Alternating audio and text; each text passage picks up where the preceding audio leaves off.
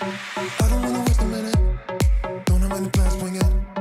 If you got a glass, fill it. Cause I need it now. Money is a bitch in it. I don't wanna think about it. So if you know the song, sing it. Cause I need it now. Take me to a place where the music's loud. I don't wanna think right now. Flashing lights running through the crowd. I don't ever wanna stop. So let's get out. Let's get out. I got money in my pocket and I'm about to fucking drop it with you now. With you now. Tear the roof off every building. I know I'll be spending millions with you. Just tell me what you wanna do. So let's get out. Let's get out. I got money in my pocket and I'm about to spend it all.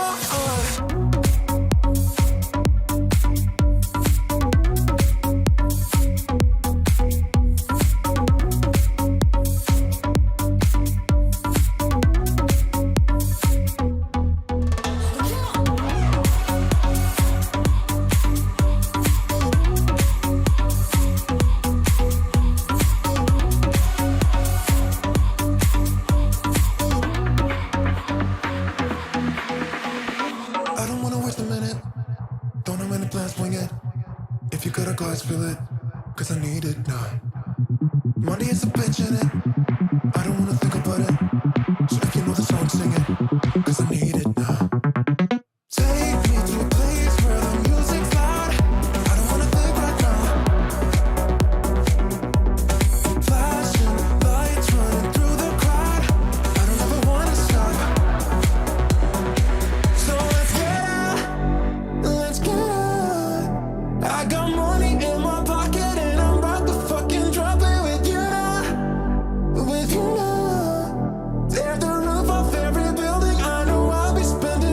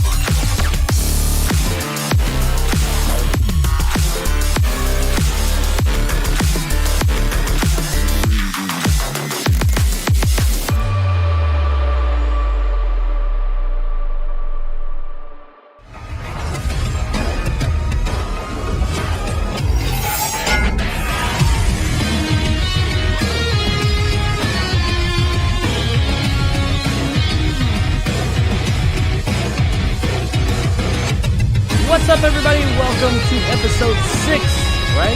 Yeah, 6 of the Almost Awesome Show. It is Saturday, the whatever day it is. I'm very happy to be here. I'm happy you guys are here. We got some stuff to talk about today. Nothing like groundbreaking, but some very interesting stories. I am, per usual, joined by Nick from Movie Emporium. What's up? What is up, Nick? How are you doing this week, my friend? I'm doing well. I'm not dying. That's good. That's good. Yeah, it's nice. Yeah, it's always good when you're not dying. I mean, that's always a plus. I'm feeling pretty good. Nick's feeling pretty good. We're all feeling pretty good. Hope everybody out there is feeling good. Let's see, the chat is healthy at the moment. I hope you guys are all feeling good and having a good weekend. We're going to talk about some good stuff. And guess what we're not going to talk about this week? No Marvel news at all. Oops. I just Marvel news. Yep, no Marvel news. I know. There was stuff that happened to Marvel that I almost talked about, but I was like, I'm really sick and tired of talking about Marvel. So we're not going to talk about any Marvel stuff. It wasn't anything really that interesting. Something about Robert Downey Jr. and John Favreau not wanting to die. I don't know. Whatever. Or not him, but, Tony Stark. Anyways, yeah, what do you got? You got anything going on over at your channel there, Nick? I know you just hit your 4,000. You just hit your fourth year on the YouTubes, and you did your stream that I was building a chicken coop, so I forgot to attend. Sorry. But you look at all them chickens. You gotta save them chickens. Yeah, gotta save the chickens. Save the chickens, people. It's a movement. Hashtag. But yeah, you got anything else going on over there? I know you were talking. I don't know what you can and can't talk about. If you want to give people a heads up on what you have coming, but I know you've got some interesting stuff coming up. Anything you want to promote? Yeah, no, it's just a normal week. I have 3 screenings in a row from tomorrow, Monday, and Tuesday. We have our new episode of the podcast premiering on Monday as usual, and tomorrow is the next episode review of Westworld. So yeah, just usual week, of a lot of shit. Cool. Yeah.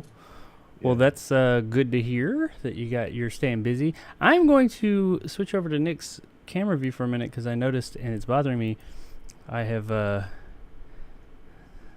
a little thing right there. It is. That's better. Oh my god! I had a line. The line. That would have bothered me the entire fucking show. So I had to get rid of that. Sorry. I know this is like some quality show making or whatever we call it here. But anyway, it looks like we got Antonio, we got Fright Films. Nick from Movie Emporium's here too. So far, you guys are the only ones in the chat, but you were being very chatty. I appreciate that. Thanks for showing up today, guys. Hope you're having a great Saturday. And I suppose... Hey, just let you know, I have a line on top of me, too. You have a line on top of you? I do. Oh, no. Hey. Do you? I don't... Is it gone? In my hand. Oh, my God. Did I get it? I think I got it. You did. Okay, cool. All right, yeah, quality. You see, we put I put the time in early on for this show, ladies and gentlemen. But anyway, I guess we'll go ahead and jump on into our stories for the week. We're going to be talking nothing like really big and groundbreaking. It's just mostly some little tidbits. There's some interesting stuff I want to talk about. We're also going to see a review today that I did of a movie that I planned on coming out yesterday, but since I wasn't able to get it out yesterday, it'll be out today. And you guys get to see it first by an hour or two. And also we got some comic book movie news, but not Marvel, some DC news.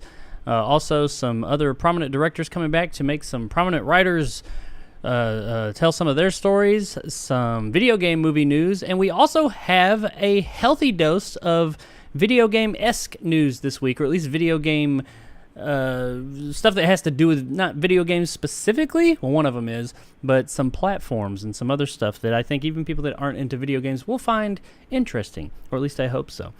We'll do those closer to the end, and we have a trailer reaction today. Hopefully we'll be able to keep this under 2 hours. That's what I'm going for. So let me go ahead and jump into this and shut the fuck up so we can get this ball rolling. So our first story of the week, it's not the week. I do this twice a week. Of the weekend. There we go. That works. We're going to talk about Will Smith for just a minute. And I'm sure that mostly everybody who's listening and or watching knows what we're going to talk about with Will Smith. I'm not going to go into this a whole lot. We're not going to watch the video. Will Smith apparently put out a video apologizing and talking about the slap heard across the world, as they're calling it. In a video posted to YouTube, Will Smith finally broke his silence about his actions on Oscar night 2022 when he struck 7 months. when he struck presenter Chris Rock after he made a joke about Smith's wife, Jada Pinkett Smith. We're not gonna sit here and like critique the whole video and watch it. And Nick, I think you said you have not seen it, but you're aware of it. You know pretty much what it entails. It is ultimately just Will Smith saying, "Hey, sorry, my actions were they were unacceptable. I shouldn't have done that." Cool, good for you. He does talk about how like I guess he and Chris Rock's family or parts of his family were close. His brother and maybe his mom, I can't remember specifically. I know his brother, he mentioned it at length, and they apparently had a really close relationship. And he mentions in that yeah, I understand that relationship is probably done. It's never, I've lost that for life. And he did seem, and he answered some questions that people have been asking, like, what did Jada say to you? Did she, when she rolled her eyes at you, did she tell you to do that? And things like that. Some of the, the big questions people have been asking, I guess. But he seemed genuine, I guess. I did see someone mention that while what he was saying seemed, it's hard to tell with actors sometimes, like good actors. And I think Smith is he won an Oscar at the Oscars that he slapped somebody. So he's a very competent actor when he wants to be. It's hard to tell sometimes with actors because, that's what they do for a living. They lie for a living. So it's kind of hard to say, is he being totally genuine or not? I think so. I'll tell you why in a minute. But the one thing that I'm not going to say was totally off-putting to me, but someone did bring up a good point, is that the show, or not the show, well, yeah, the show, the video he put on, it was like well-produced. It's like he had a camera crew, angles, lighting, all that. It wasn't like, he grabbed his phone and just was like, hey, I'm sorry I did this or anything like that. It was well produced. And I don't know, when you see me myself, when I see a production like that, I start to think, it's a show, it's a production, it's not real. And I feel like that takes away from the authenticity of his apology. If he was wanting to go for a more real thing, I would have just recorded it. And he's done videos like that before. He has like a Twitter, he has Twitter too, but he has like a TikTok and all that stuff. He's done just cell phone videos before, so I don't understand why this time he decided to have this big production. That's not me saying that he wasn't being authentic in what he was saying. And the last thing I'll say is that I think he is, oh shit, I fucked up, I'm sorry. Now, why? Is he trying to protect his money? Is he genuinely, as a human being, sorry he got up there and knocked the shit out of somebody, especially someone he knew, and publicly shame them, like in the most public fucking way you can? I don't know. I will say, though, I don't fully buy the whole Jada had nothing to do with it thing. I'm not saying that she walked over there and was like, when she rolled her eyes or whatever at the Oscars and told him, you need to go up there and slap the shit out of his ass. I don't think she said that so much. But I do think that she has, I think she's running shit over there. And I think she's, he knew, because he was kind of like, ha, ha, ha. He looked at her, he was like, oh, fuck, I need to do something. All right, let me go knock this motherfucker out, I think that he knew he was going to catch some shit later that night, and it wouldn't be good. I think that she is running shit in that house, but not running shit in oh, she's a strong woman, but running shit like a tyrant. Because also they had, years ago, the whole entanglement thing that they fucking put out there for the world to see and all that. I don't know. I get vibes from her, man. I can't say what it is. Fresh Prince thing where he apologized to the first Viv from Fresh Prince because there was a whole big falling out with that. It's... Yeah. I didn't see that, but I know what you're talking. I did hear about that, yeah. I don't know. He seems like a genuinely good guy. I don't know him personally, but I'm sorry, go ahead. Will Smith's an individual that is very powerful. He has a lot of fans.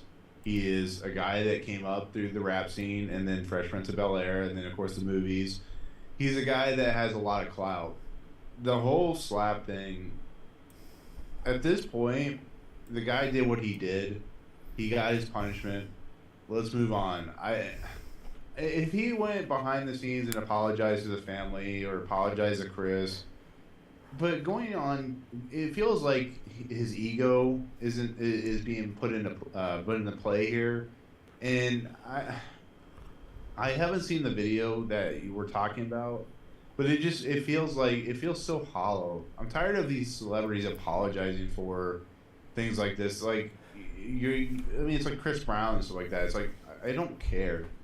You slap someone, Chris Brown should have gone to jail.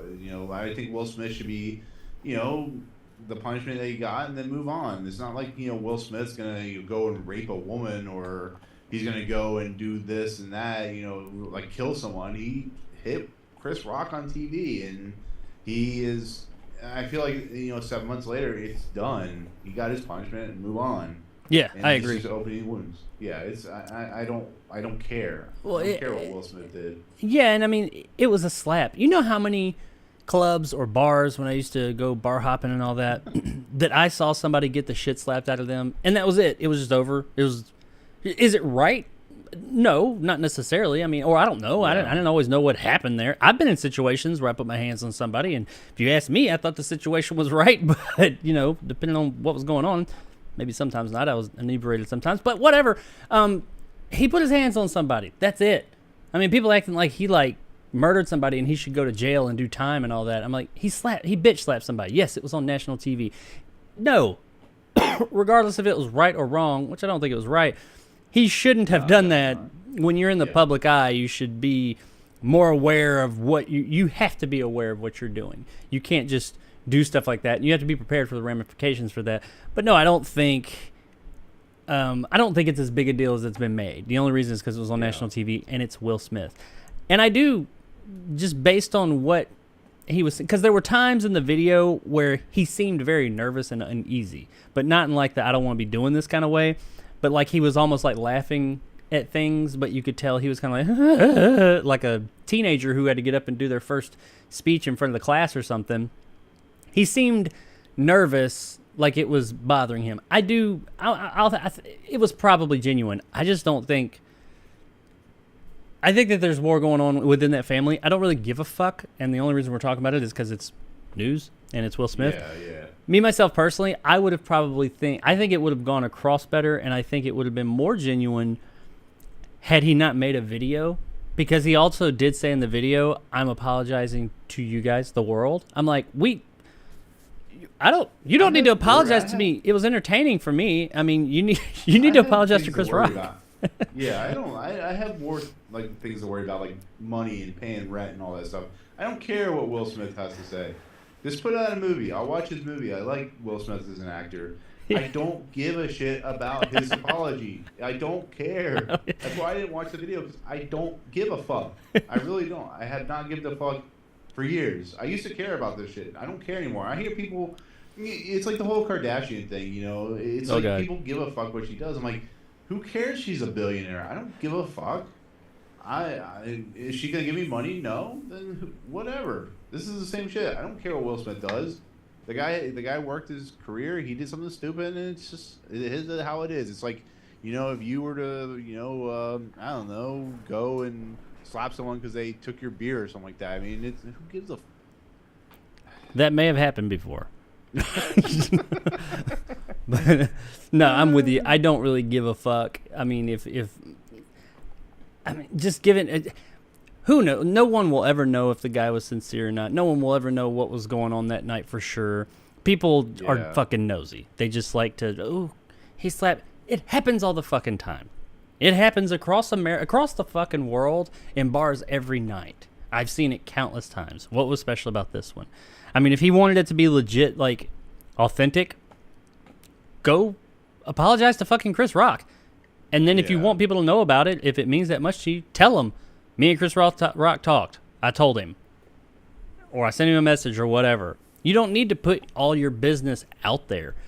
And I do not get that. That whole, like, him and his family does that, what do they call it, red table interview, whatever it is, I don't know, where they go out and they, like, put all their business out there, and then you want to get mad because people talk shit. I'm like, you put it out there. You're putting your life out there. I mean, people are nosy, and you're famous. They're gonna talk shit about it. What did you think? But anyway, this video, I mean, if it's your kind of thing, people out there. As Antonio said, this video brought to you by water. Yeah. Wet. She is wet as hell. But yeah, if it's your thing, the video is nothing special in my opinion. I mean, I was just looking for stories. That's really why I watched it, honestly. No, it's fine. I get it. It's like a national news story. It's an entertainment story. It's I stupid. sometimes feel like, I sometimes feel like these apologies are just stupid reasons for Will Smith to try and get back in the good graces, and I'm like, I just want to see what you do next. Like, that's what's your next absolutely movie? what it is. Yeah. I mean, he may be genuine in saying, "Hey, I'm sorry." He may feel like I shouldn't have done that, and I'm sorry I did it. But let's not mince words here. The main driving force behind making this video was to improve his public image. That I'm not saying he wasn't being honest and saying he was sorry, but if you were just sorry and your main concern, the biggest thing you were concerned with is that, oh, I'm sorry that I hit Chris Rock in the face and shamed him, you go to fucking Chris Rock or send him a message. I don't know if Chris Rock wants to talk to him and say, my bad, I'm sorry, and talk to him.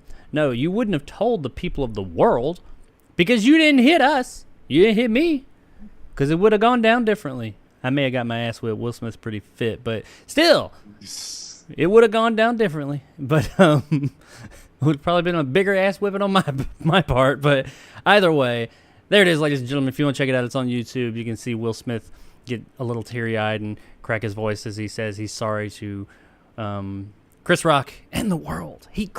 Will Smith is sorry for you, to you. He's probably sorry for you too, but he apologizes as he fans himself with money. Yes. I'm so sorry, guys. Oh shit! Can I get another 100? The fan is complete. I mean, in all honesty, he seems like a decent guy, I guess. Yeah, I just think he's got some other stuff influencing him from the outside. I mean, I don't know for sure. Like I said, we'll never know any of this stuff. But anywho, that's it on that. Moving on from there, we're gonna move into some lighter-hearted stuff, and I have a short clip on this next one. We're gonna talk about. What are we going to talk about? We're going to talk about Ben Affleck and Jason Momoa, and apparently that Batfleck is going to be in Aquaman 2. Probably, maybe, possibly, maybe not. I don't know. But according to this, he is.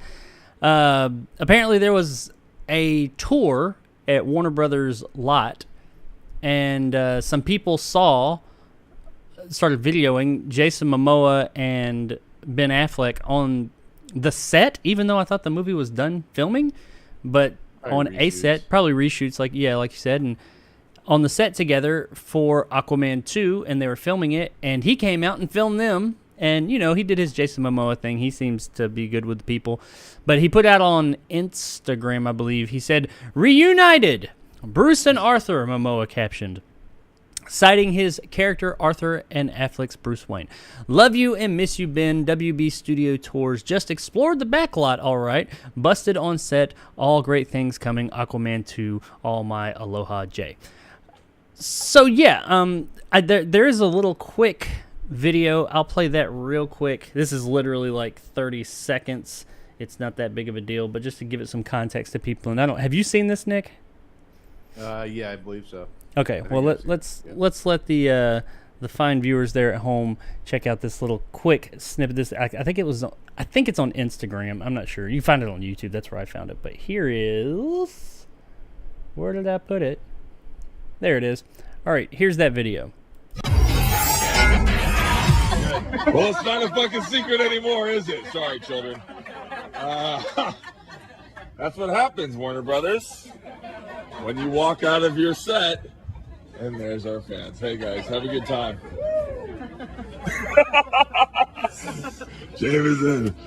Well, we tried to keep it a secret. All right, here we go. Thank you. Oh, sorry, bro. Whoops. Well. So yeah, there it is. guys and gals. Ben Affleck, Jason Momoa, hanging out. Jason Momoa doing his Jason Momoa. What I mean, this doesn't surprise me so much that Batfleck would. It doesn't that he will be in Aquaman 2. Probably just a cameo or show up for a minute. I mean, they have that cross pollination between the DCEU.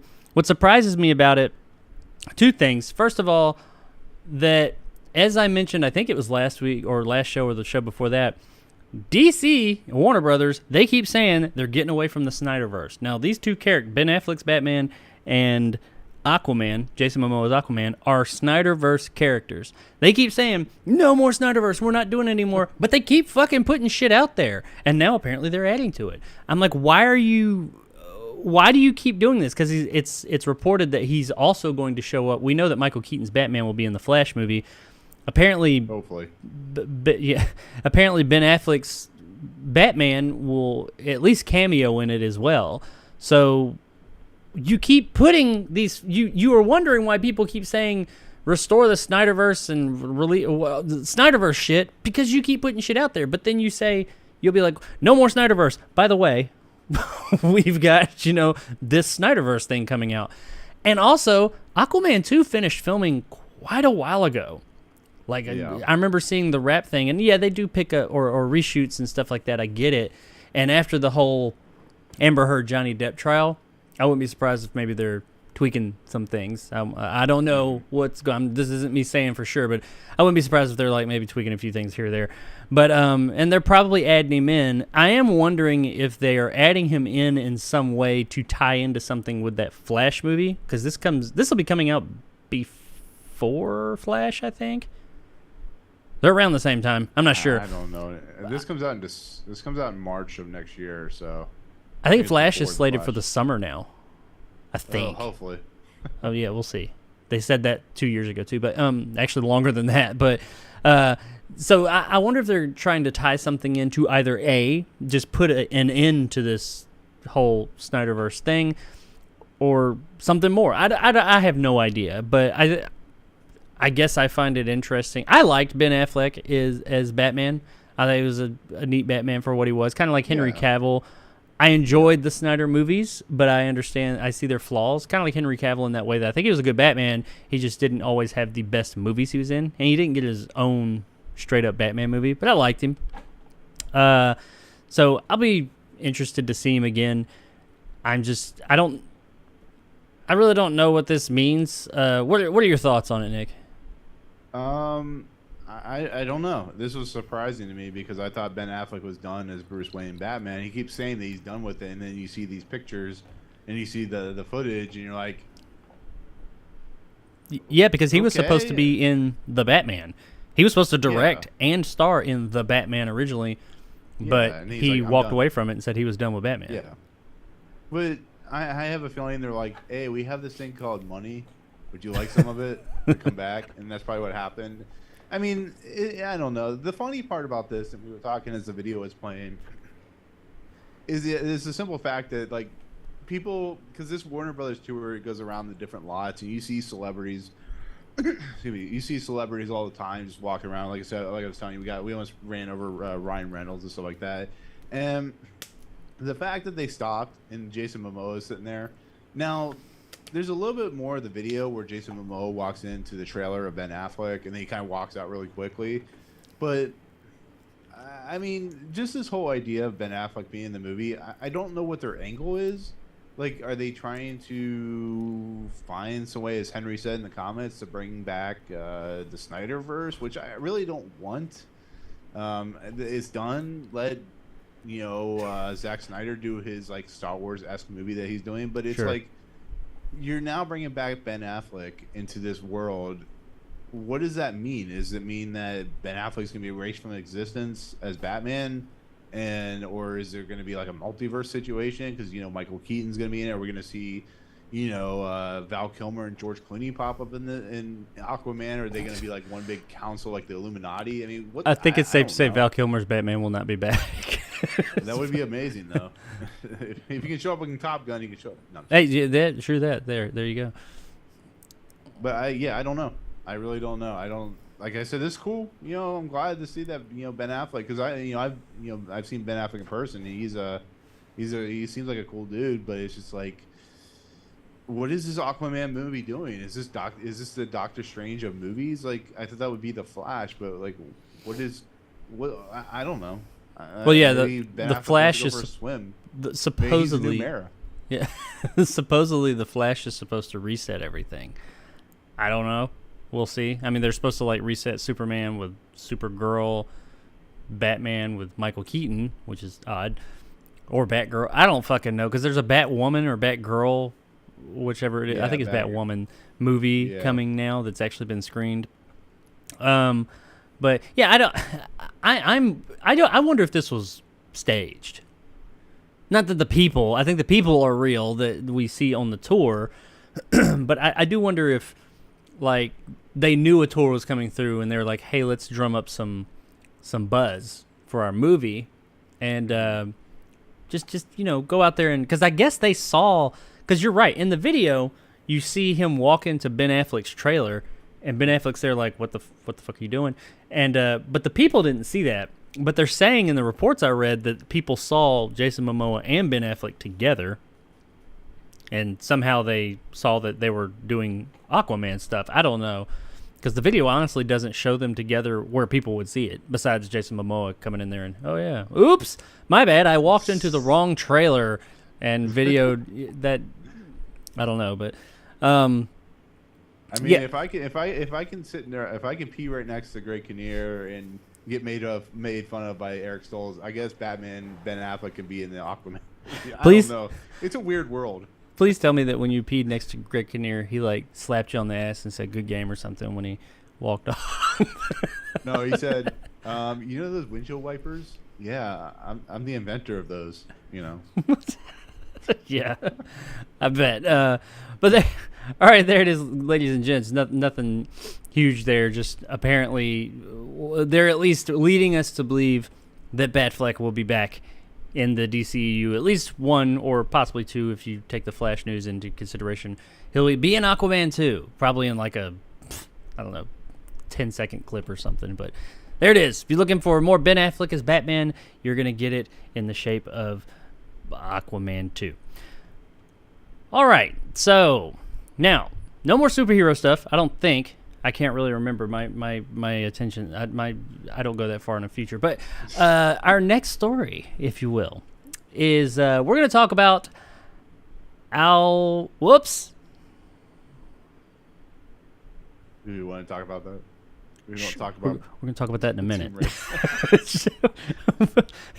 I just gave the next one away. No, all the secrets. I just spoiled the next one. Anyway, we're going to talk about Alfonso Cuarón and Philip K. Dick. And apparently Alfonso Cuarón is developing, or Cuarón, I'm not sure how you pronounce it. He's developing a Philip K. Dick biopic. I put the biopic on there because of what I'm about to read here.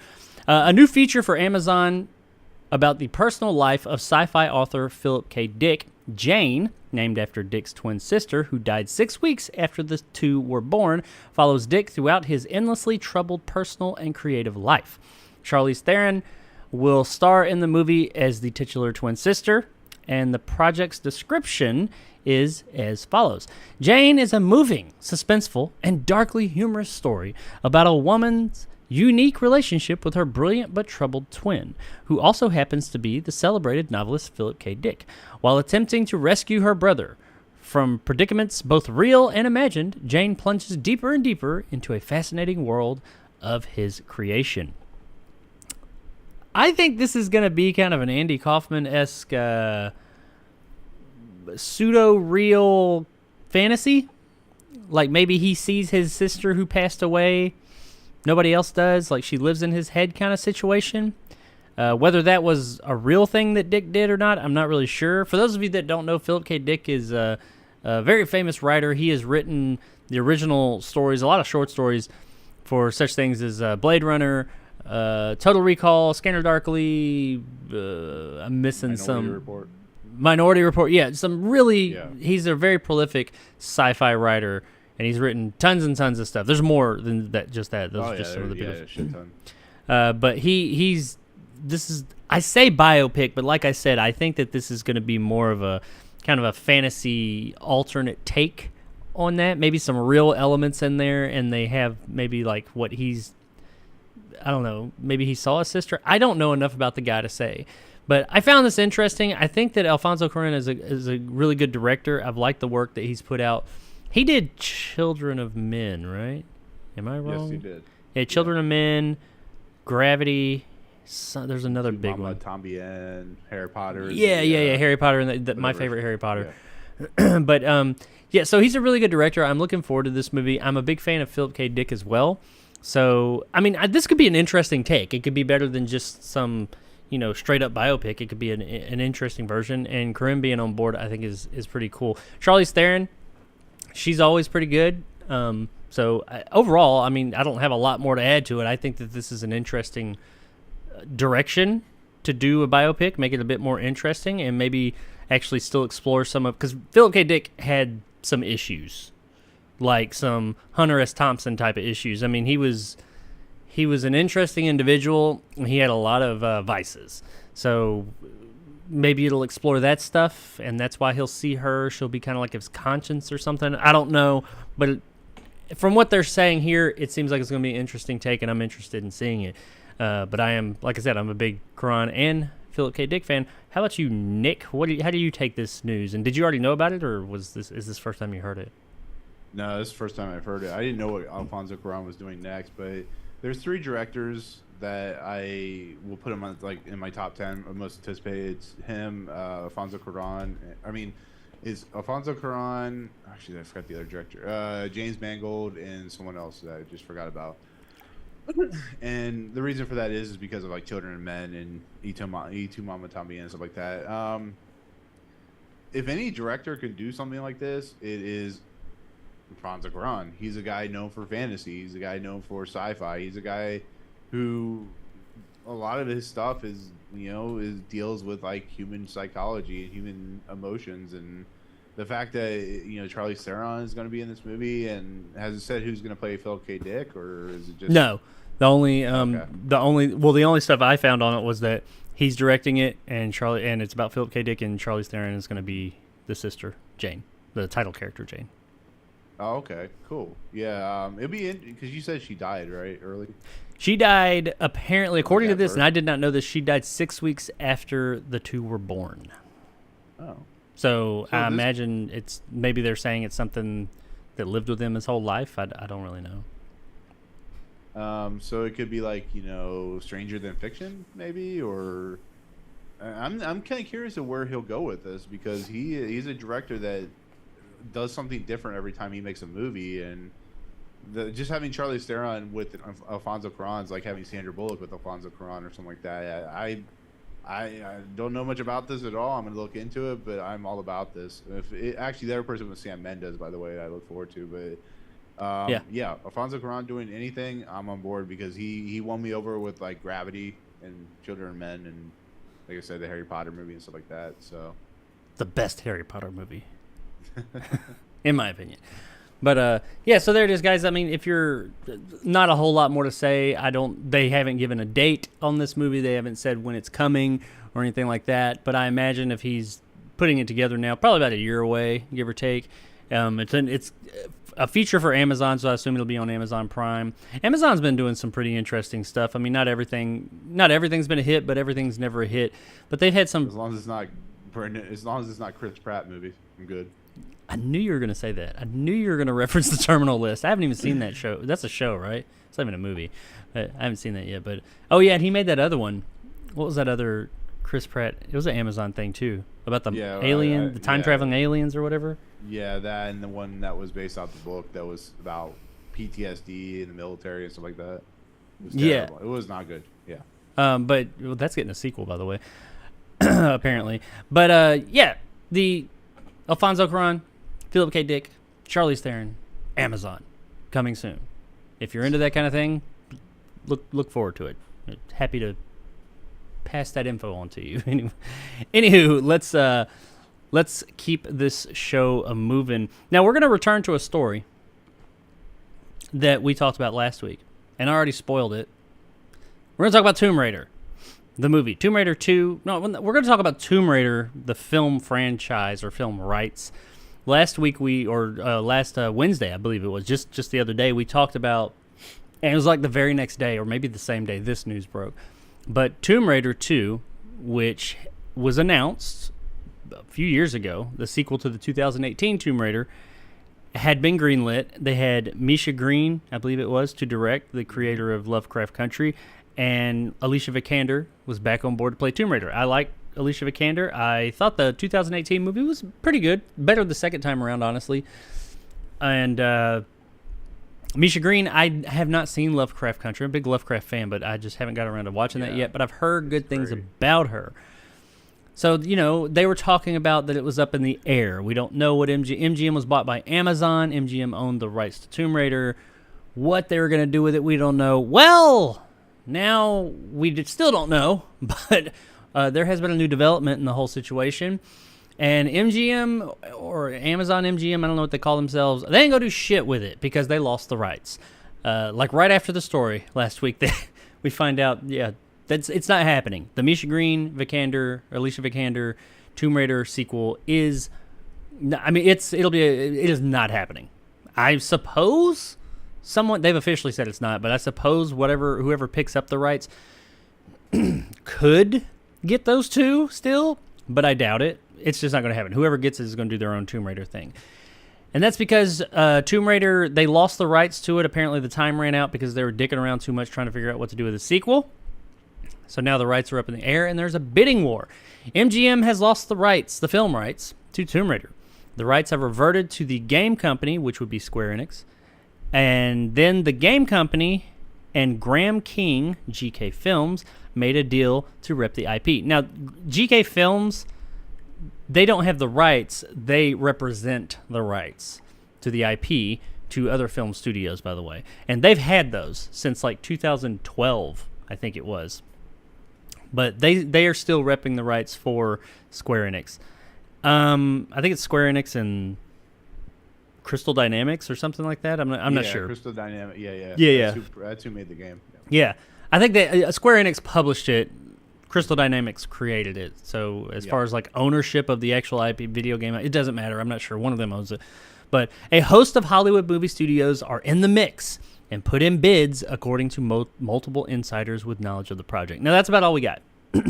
So the rights to Tomb Raider are up in the air. It's a huge franchise, a huge IP. So, yes, we're going to get... Somebody's going to grab... I mean, obviously, there's bids.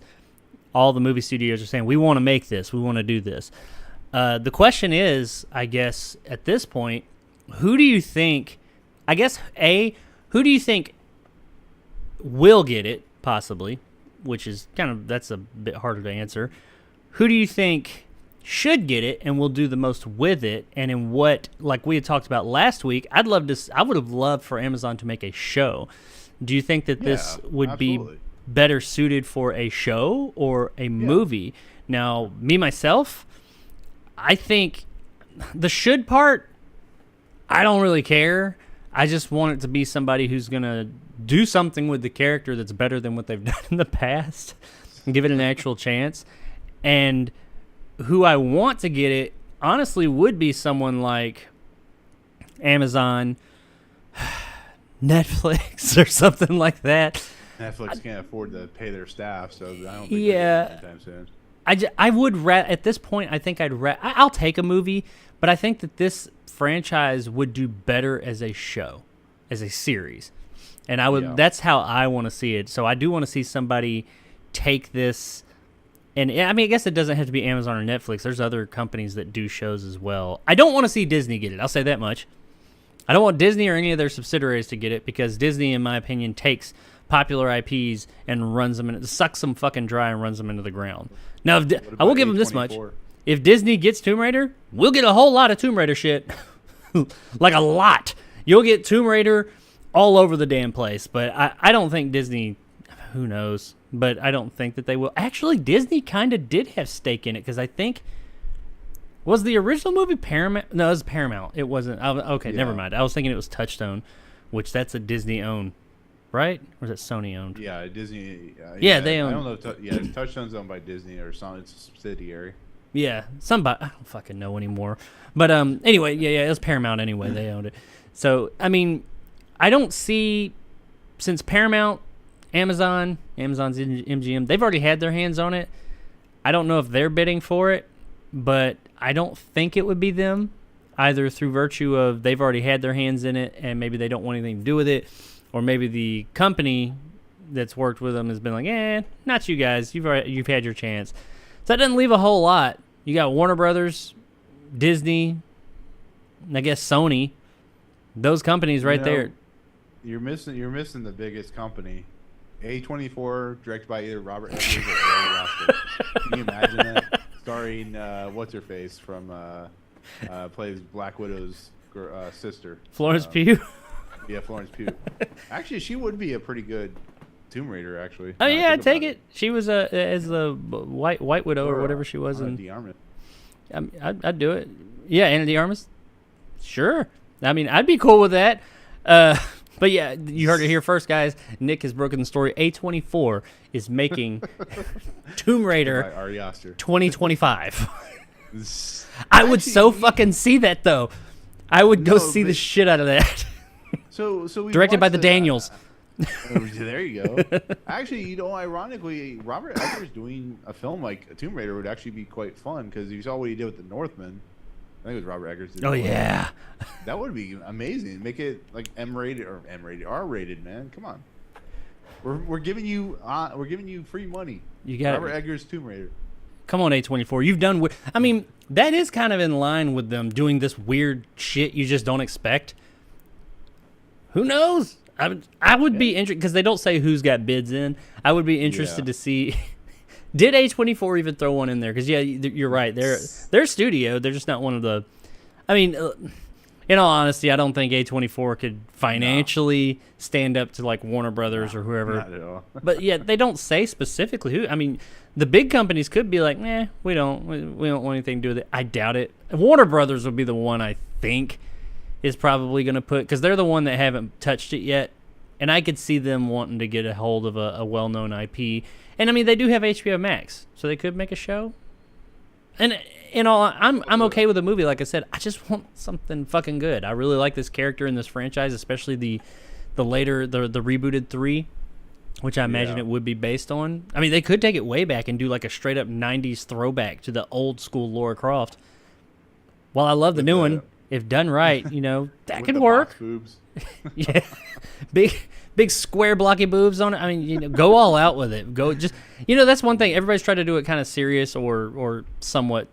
Angelina Jolie one somewhat serious. Do like a straight camp one. Maybe that'll work. Give it a shot. I don't know, but Tomb Raider. Yeah, we're gonna get another one. That's a given. Somebody's gonna get their hands on it, but who and how are they gonna release it? That is the question. I assume that we'll find out soon. Somebody's going to let that cat out of the bag at some point in time. So, we will see soon. You got anything else for this, Nick? The only companies I could think would be Paramount buying it again or Universal, because Universal would seem like the most sense because I forgot about Universal. Yeah, they could put it into their theme parks. Disney, I think, is just too worried about Marvel and Star Wars and 90 billion other properties they have right now. They're not okay. They buy Tomb Raider or buy the license to Tomb Raider, but yet they don't do anything with the Muppets. Or what they do with the Muppets is terrible. So do something with the Muppets. Actually, a Muppets Tomb Raider movie would actually be quite fun. You know what, Disney? I've given you another. Buy Tomb Raider so you can do a Muppets Tomb Raider movie. I'm down. I've said it. Let it be written. Let it be done. Let's just try something new. Who is it? Paramount. Oh, never mind. Paramount's already. I don't know. Paramount could. I mean, who knows? Paramount might end up with the rights again. I mean, Paramount did Indiana Jones. She's just female Indiana Jones. I mean, that's kind of trivializing it, but come on. Why can't anybody get this shit fucking right? I don't get it. And I mean, some people would say the Angelina Jolie one was right. I think the second one, I enjoyed that one. It was campy and stupid. Man, good times. They said we give no fucks. And they made that second one, and it was fun. Most people fucking hate it. I don't know. But Tomb Raider, somebody's going to get it. We'll probably find out soon. I'm sure as soon as the rights are secured by somebody, I bet within the next week we'll find out who has it. And maybe then we'll be able to maybe have a better idea of what direction they'll go with it. I hope it's A24. I hope it's... Is A24... I know they have like a deal with Warner Brother or with HBO, because a lot of their shit's on HBO Max, so they got some type of tie-in there. They're not owned by anybody, right?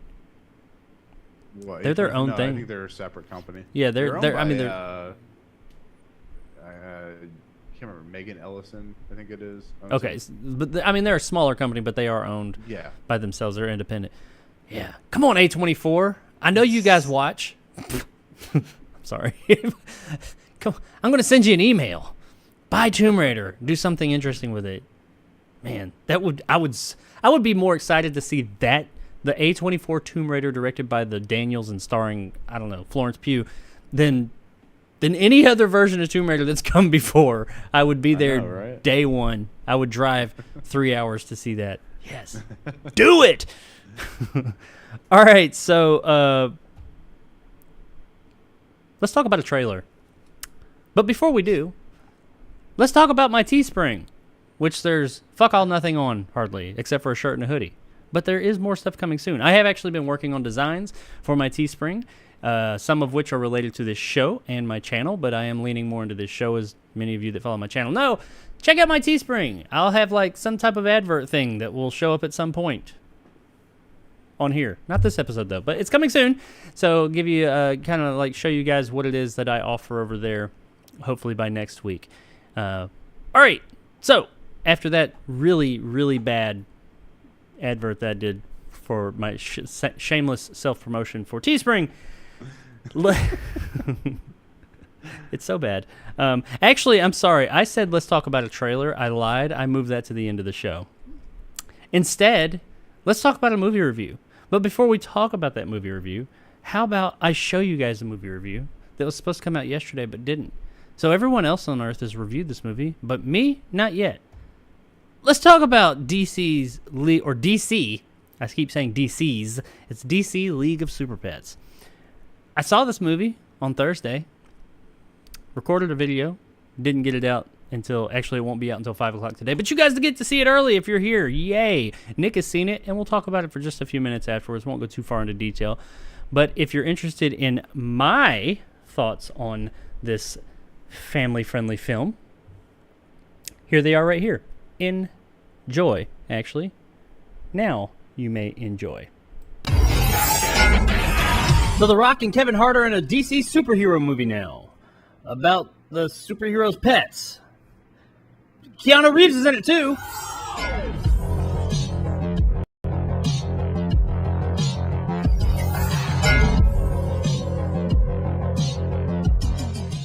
DC's League of Super Pets is brought to us by directors Jared Stern and Sam Levine, and stars Dwayne, can you smell what The Rock is cooking? Johnson, Kevin Hart, and Kate McKinnon. He'll always be The Rock to me. Crypto the Superdog and Superman are inseparable best friends, sharing the same superpowers and fighting crime side by side in Metropolis. However, Crypto must master his own powers for a rescue mission when Superman is kidnapped. So DC's League of Super Pets, henceforth known as Super Pets, is an animated superhero adventure featuring the superheroes that we know, such as Superman, Batman, Wonder Woman, etc's pets. Actually, it's about how the League of Super Pets was formed, but still, it's their pets. We mainly follow Crypto and Ace, voiced by Dwayne Johnson and Kevin Hart, respectively. When the Justice League is kidnapped by a homicidal guinea pig, yeah, you heard that right, and Crypto the Superdog loses his powers, he enlists the help of some new super pets, headed up by Kevin Hart, Vanessa Bayer, Natasha Lyonne, and Diego Luna. And family-friendly antics ensue. And that's about it.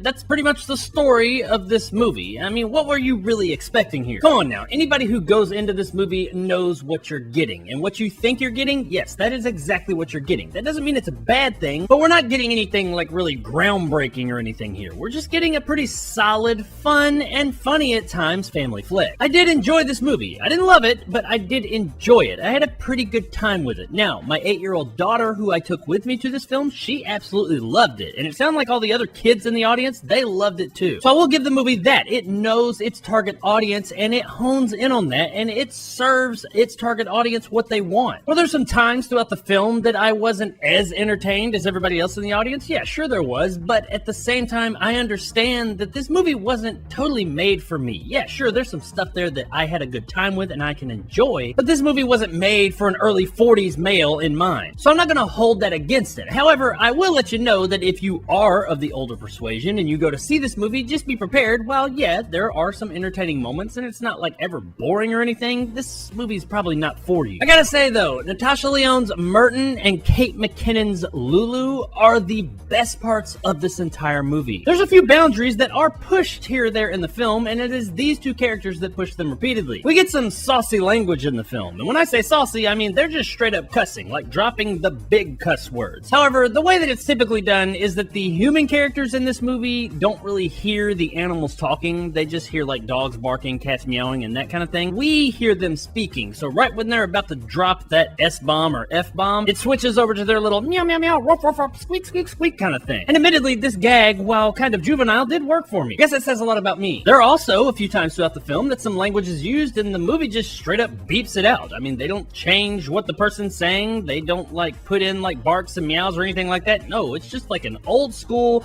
TV beep. And oddly enough, this garnered an even bigger laugh from me while watching this movie. You're just not expecting it. You're sitting there watching this animated kids movie that is very much directed at children, and then you have like this little gerbil drop a F-bomb. A F-bomb. That's kind of redundant, I think. Anyway, what I'm trying to say here is that the movie is entertaining. Yes, it is directed at a younger crowd. While this is a family film, I would say it skews more to the younger side of the family than, say, all of the family. But it does have its comedic moments and entertaining moments that an older crowd can at least enjoy. It's not going to be your favorite movie of the year or anything if you're an adult, but you'll have a good enough time taking your kids to see this movie. It's not one of those kids movies you go and see and you're just like rolling your eyes the whole time, just hoping and praying the credits are going to roll any moment. On the voice performance side of things, everybody turns in those performances that you expect from them. Dwayne Johnson is doing his Dwayne Johnson. If you like the guy in other films, you're going to like his performance here. Kevin Hart, I will say, is a little bit different. He's a bit more subdued, especially when it comes to that Dwayne Johnson-Kevin Hart dynamic. They've been in quite a few movies now, and they work very well off of each other. This time around, though,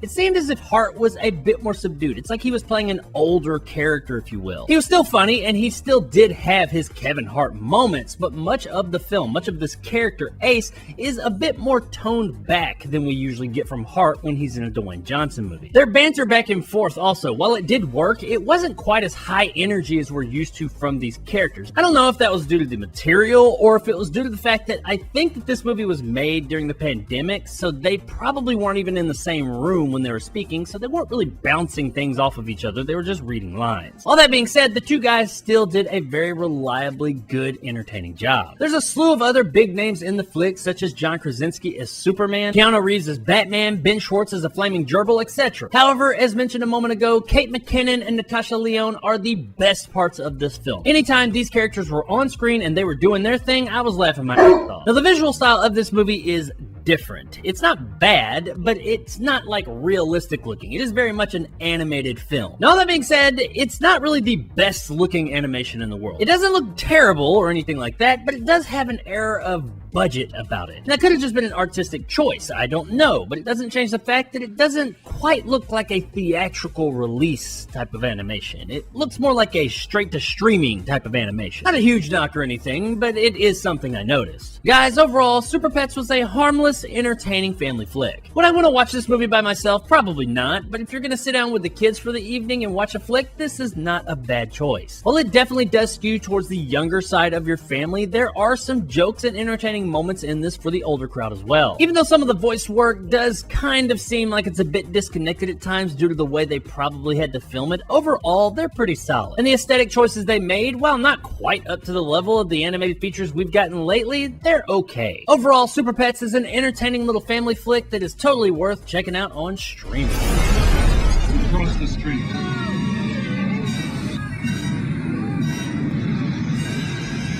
If you got young kids, check this movie out. They'll have a great time with it. And you'll laugh at the juvenile adult humor. Or at least I did. So there it is, guys. My review of DC's League of Super Pets. If you enjoyed and want more content like this, hit that subscribe button and help my little channel grow. If you want to help out the channel, check out my Patreon in the description below. Become a jarhead and get some of the awesome benefits that go along with that, like these guys. And possibly check out my top tier and become a bad motherfucker like my man Silverlock and Marge G. If you liked what I had to say, give me a like. If not, let me know in the comments below why. And as always, stay sexy, Metropolis. What do I have here? Poison brew smash! That better be a licensed toy or I will freak out. I forgot to mention it in the review, but there's a homicidal kitten in this movie that is just funny as hell. I mean, that was one of the best parts of the film. I could probably go back and insert this earlier in the video somewhere. It's not really that hard, but yeah. Probably not going to. Just not going to exert that kind of effort. Plus, I couldn't think of anything else to put here at the end, so yeah, this is what you're getting. Homicidal kittens. It was good. So there it is, ladies and gentlemen. DC League of Super Pets. Hope you guys enjoyed that review. I tried to keep it family friendly. I was watching it as you came back, and I'm like, yeah, I heard this. Well, yeah, I tried to keep it family friendly. You know, it's a family film, and I tried to work in my censoring to the film's way of doing things. But yeah, that was. I thought the movie was it was cute, man. I went and I took one of my daughters to see it, who's 8. She loved it, like absolutely adored it. And there was a lot of kids in the theater. Well, it wasn't a full theater, but the people that were in there were either with kids or there weren't kids by themselves. You know what I mean? There's a lot of kids in there, and they seemed to really enjoy it. They were laughing. There was this one kid that was, any other time I would have thought it was like obnoxious. Every time anything in the movie happened, this kid was like down there. That kid was Jacob. Laughing his ever-living ass off. I mean, it was ridiculous. Like, we've all seen somebody in a movie theater do this before, and you're like, man, shut the fuck. But seeing as how this kid was having such a good time, I couldn't even be mad at him. I was like, okay, you do you, kid. I mean, it makes sense here. Other movies, I'd be like, shut up. But this kid, you know, you do you. But yeah, I thought it was a entertaining flick. If you don't have kids, I'm not saying you won't like it, but for me personally, I probably wouldn't watch it unless I was with my kids.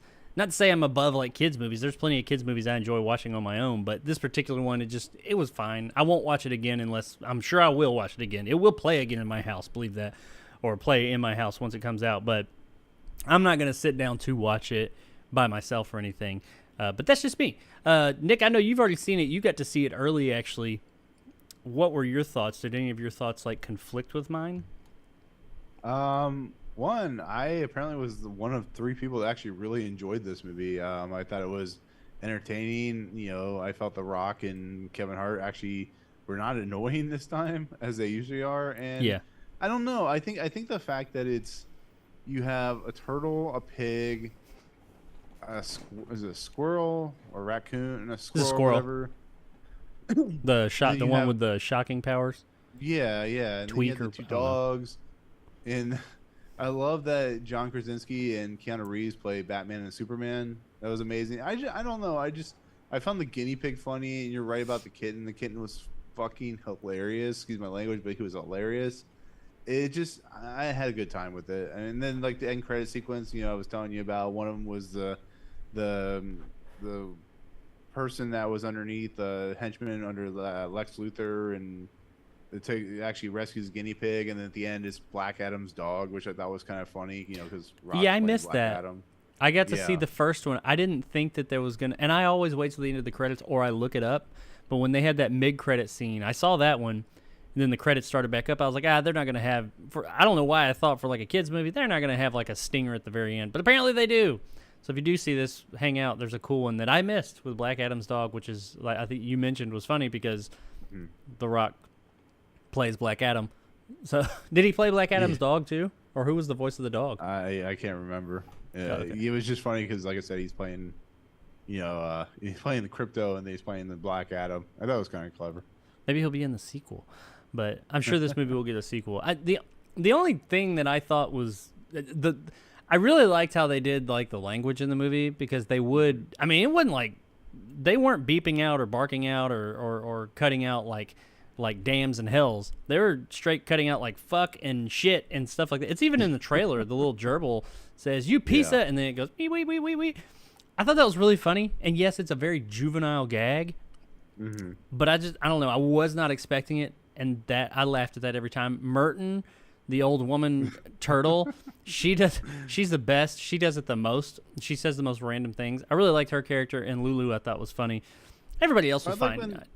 Well, I'd say I like when they're talking to they're talking to the owners, and then they actually go to what the animals sound like. It's like it's like the squeak, squeak, squeak, squeak, and then of course the dog's like. I thought it was funny. Yeah, it was a very enjoyable, crowd pleasing flick. I had a good time with it. I will say, and I mentioned it in my review, and we'll move on. But I was curious as what you thought about the art style, because to me, it didn't look bad. Now, it did not look bad at all. It was better than anything I could make for sure. But as far as like movies we see in theater and stuff, it looked, and this sounds real demeaning to streaming stuff, but it looked like something I would have expected. If it showed up on streaming, like HBO Max or something, I would have been like, this looks great. But seeing as I'm watching it in a theater, I didn't think it looked bad, but I was like, it's not like top tier animation. Now, it may have just been a artistic style, because it does have like that comic booky kind of much more animated film style. It's not like going for realism,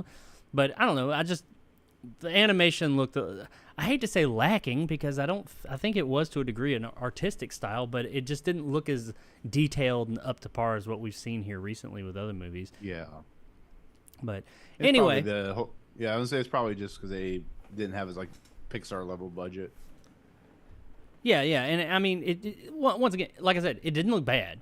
It's just not very detailed. I think you're right. Like Pixar, Lightyear, and stuff like that. Regardless of what we thought of the film, it looked good. So it doesn't. Don't go into it expecting seeing Lightyear or something like really high dollar looking like that. But it's solid. It's fine. Alrighty. So yeah, that was the League of Extraordinary no. It's not that. It's also this trailer. Oops, it's not a trailer. That's why. Wrong button, ladies and gentlemen. Let's just move on, because I'm digging a hole. Let's move on to our next story. Now, this is where our video game centric stories begin. And our first one is an interesting one. Now, per usual, I try and pick stories that people that maybe aren't into the video game world can find some interest in. Try not to nerd out too much. This one, I think, is kind of worldwide. People can get behind what we're talking about here. We're going to talk about the Meta Quest. I hate that name. The Oculus Quest 2, or just Oculus in general, which is now called Meta, of course. And how apparently, if you have one, if you're interested in VR and you've got a Meta Quest, Oculus Quest 2, whatever. I've got one. Nick's got one. Great. Good for you. You're about to have something worth a lot more than you paid for it. If you don't have one and you're interested in getting one, you might want to act real damn soon, like in the next day or something, or maybe not even that. But let me read you guys a story real quick. Meta, I hate that name, said it's raising the price of the Quest 2 virtual reality headset by $100 fucking. Jesus. Jeezy crazy. Starting August 1st. Oh, okay. So starting tomorrow. So if you want one, you better go get it now. I bet they'll be sold out. Starting August 1st, the 128 gigabyte version, there's two versions, of the Quest 2 will cost $399, while the 256 gigabyte model, the one I have, will cost $499. Now, we'll get to my thoughts on that in a minute.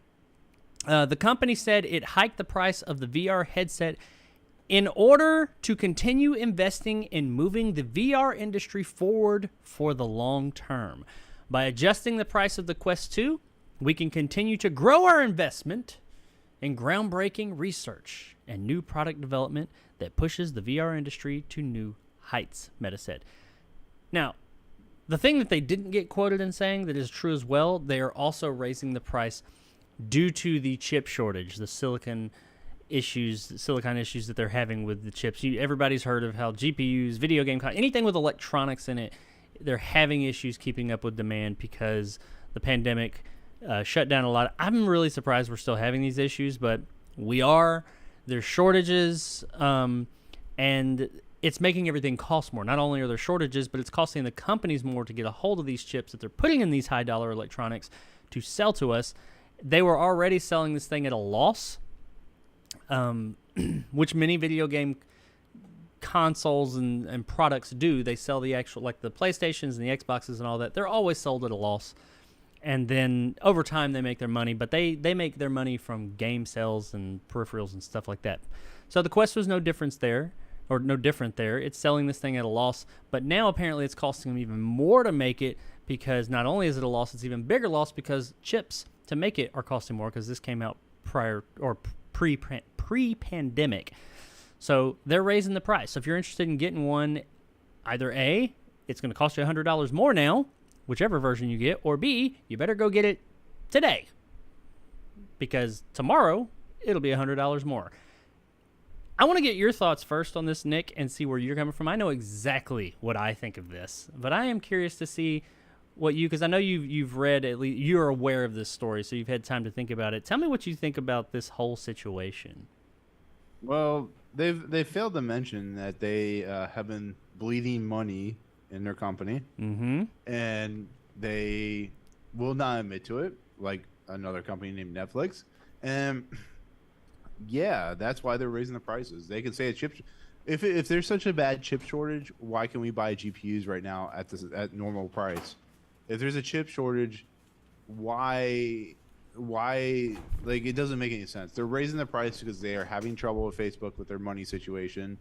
They figured that they can bleed people out of more money, and it's BS. It's bullshit. Like, when they bring out the Pro unit that they're going to bring out, so I think this year or next year, it's going to be like almost $1,000, because they are a company that is a bunch of scam artists. That's what they are. That's what Facebook has been. They did say that in the article as well, that they are, that's like out, they've said they have a higher end unit coming either later this year or early next year, that's going to be above $800.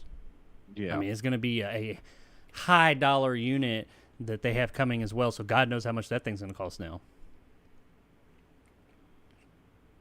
Yeah, it's sorry, I scratched my head.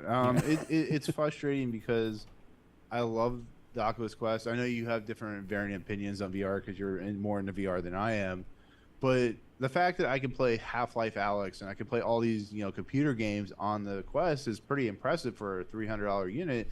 And I'm not saying like this is like Netflix raising prices. That's fine, because the cost of like producing stuff it becomes more expensive as you move along. But this is almost a 2-year-old unit. Like, this is a unit that is going to be kind of obsolete in a couple of years, because they're going to have a different version of it, and it's just because Facebook is an idiot. Mark Zuckerberg he's putting all this money into all this basket of this like VR Meta Quest bullshit, and I'm sorry, like like the whole idea you had to have a Facebook account to get on the Quest was a bunch of garbage, and thank God they stopped that. But it's just like, I have it sitting on my up on my wall here, and it's just like, no wonder why people hate companies like Facebook, because they do shit like this. Yeah, and one of the biggest things about the Quest, it was its affordability. That it was that, I mean, we're still talking about something that was costing, I think it was $299 and $399. Yeah, which is like cheap for VR. The version I have, this is the 250. I mean, they look the same. This is now $500. I bought this thing last year. I was late to not the VR party. I've got other headsets, but I was late to the Quest party, and it cost me $400 then. Now that thing costs $500. Why? They're going backwards. Things don't do that. They get cheaper to make, and I get chip shortage and all that. Is what it is. You pick that price point. You're gonna really. Do I think it'll be suicide for them? No, because the closest competitor they have is it's this headset called the Pico Neo 9. I can't remember. It's an unknown headset, and they don't have the catalog that the Quest does. There's still Steam VR and all that, but the Quest is very easy to pick up, throw on, and go with, and they have name recognition and all that. So I think that's why they're doing it. One of the reasons, I mean, I do believe that they're like you said, they're bleeding money, and they need money, and this thing is not making as much money. I think it's making money as far as VR goes, but VR is still niche. It is still a niche thing. I mean, the Quest has done great things for that industry and made it even more open to people, but it's still a niche market. So Yeah, you going can find up them. in price, that's crazy. Yeah, I was gonna say you can still find units available in stores. Like they never sold out. So I mean, there's a demand, but there's not that big of a demand. Like at one point there was sold out for like a month or so. Now it's just like you can find them easily. Yeah, I mean, I bought mine. I got mine at a Walmart pickup with my groceries. So you could get. I mean, they'll probably be sold out here soon for a bit, because I bet they're all going to get sold out before the first. And I wonder, is that part of it? They're like, hey, let's put this push in, and everybody will buy them all out. Maybe they're trying to get rid of stock. I don't know. I'd be surprised. I would be interested to see if these stores that carry the Oculus Quest 2, MetaQuest, whatever, if suddenly right before this news came out, they got massive increases in stock. Because maybe they have this new headset coming and they're going to want to push it, or they have a Quest 3 or something coming. Maybe they want to push it out the gate, get it out there, and you know, get their stock out of the way. That could be an idea. Either way, though, you're going the wrong direction. This isn't what you do. And the biggest reason, there's a few reasons, but one of the most appealing things to that headset is that it was cheap. I mean, compared to other VR headsets and everything you get, it was cheap and easy to get into, and now they're taking that away. I mean, you're talking from 300 to 400, 400 to 500, but still, you're taking away one of its biggest selling points, that this is a cheap, easy to get into solution for VR, and it's a quality solution. So that blows my mind that they're doing that. You're already taking a hit.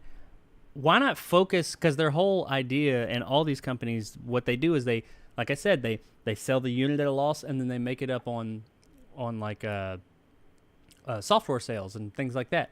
Focus on that. Focus on your software sales.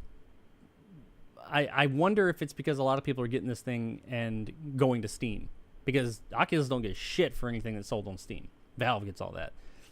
And I know there is a large portion of people that play on Steam with an Oculus Quest and Quest 2, so that could be it. They're not buying so much stuff on, because you even mentioned one time the Quest store, or whatever it's called, the Oculus store. They don't sell stuff. They don't put shit on sale.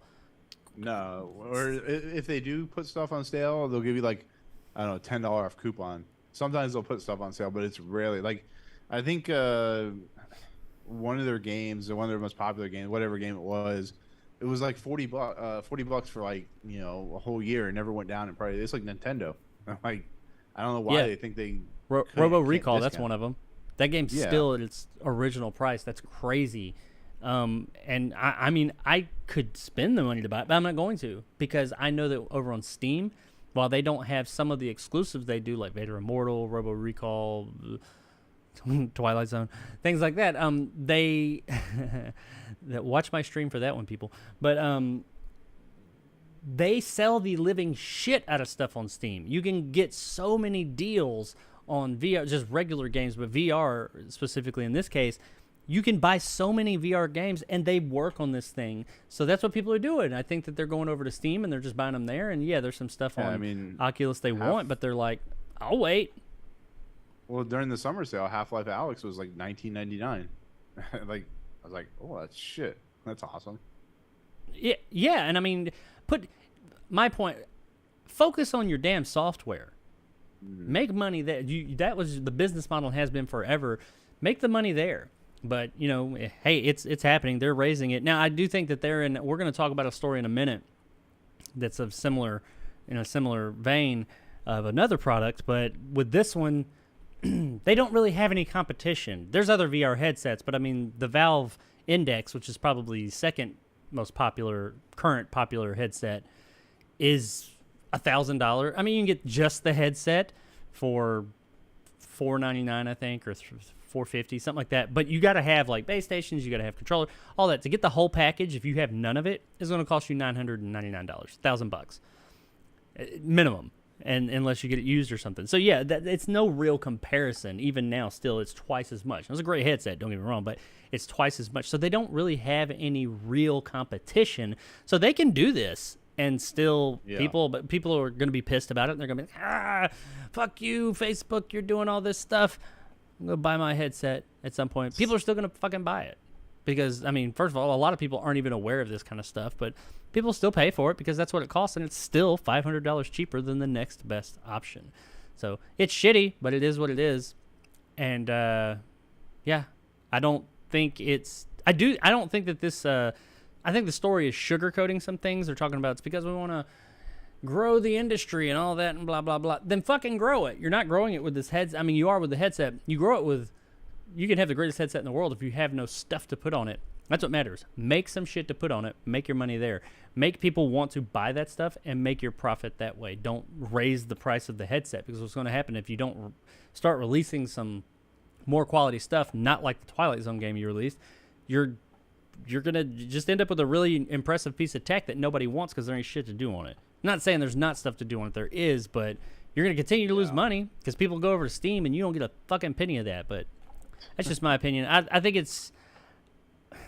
If you wanted it to be that much out the gate, you should have just released it at that much out the gate. It still would have been $500 cheaper than your closest real competitor. So, just saying. Yeah, there are cheaper headsets out there that have Inside Out and that are similar to the Quest, but nobody knows about them. They don't have the same ecosystem. But that's just my thoughts. Now, this next story, it ties into this. This is another product that could possibly be getting a change in price. I found this interesting, and that's why I'm segueing straight into it. We're going to talk about a little product that some of you have heard about called the PlayStation 5.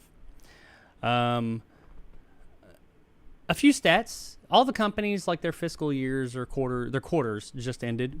You know, Microsoft, Xbox, and PlayStation, blah, blah, blah, all that shit. Not getting into all the console war shit, but they just released like stats. Microsoft released theirs, and they're doing well with their Xbox division. Some things were down, but everybody's down right now because pandemic, everything spiked way up, and they had a console launches. Both companies did and all that, and everything was through the roof.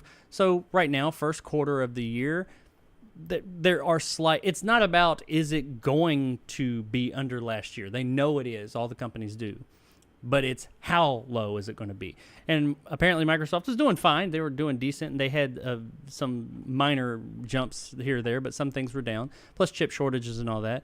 PS5, same situation, but here's the thing. Sony's not Microsoft, unfortunately, when it comes to finances. So the PlayStation 5 is down from PS4 sales at the same time in its life cycle. Now, up to this point, it was above. They were saying, oh, it's outselling the PlayStation 4. PlayStation 4 was a very popular console, one of the most popular, if not the... I think the PlayStation 2 was the most popular console ever as far as sales. I could be wrong, but PlayStation 4 did very well. Sold very well. Microsoft screwed the pooch that generation and just handed it over to them. So it did very well. And it was kind of impressive to hear that even during this chip shortage that the PlayStation 5 was selling above or at least on par with the PS4 up to this point. This quarter, though, it is down. They're no longer keeping up with what the PlayStation 4 was doing at the same time in its life cycle. They had higher forecasts for what they were going to sell for the year. They've adjusted their forecast. They lowered some of their forecast. I get that too. Chip shortages, all that. They're not able to produce as many consoles. You can't sell what you ain't got. Sony management declined to comment. Oh, yeah, this is the part that I find interesting. This is like an earnings call. And somebody asked, hey, I don't know if this is off the backs of Facebook raising the price of the Quest or not. Apparently, Sony was talking about, price of these chips is crazy. We're losing money. They're selling a bunch of them, but they're losing money. So someone asked the question, and Sony management declined to comment on the possibility of raising the price of the PlayStation 5 due to the ongoing chip shortages and other factors.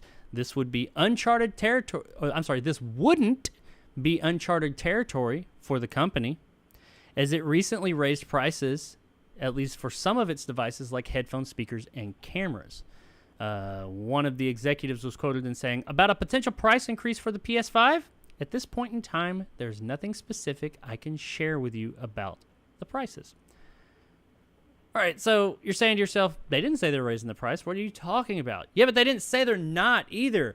And that's fucking crazy. No console has ever come out and gone up in price without having some new pro version or something like that.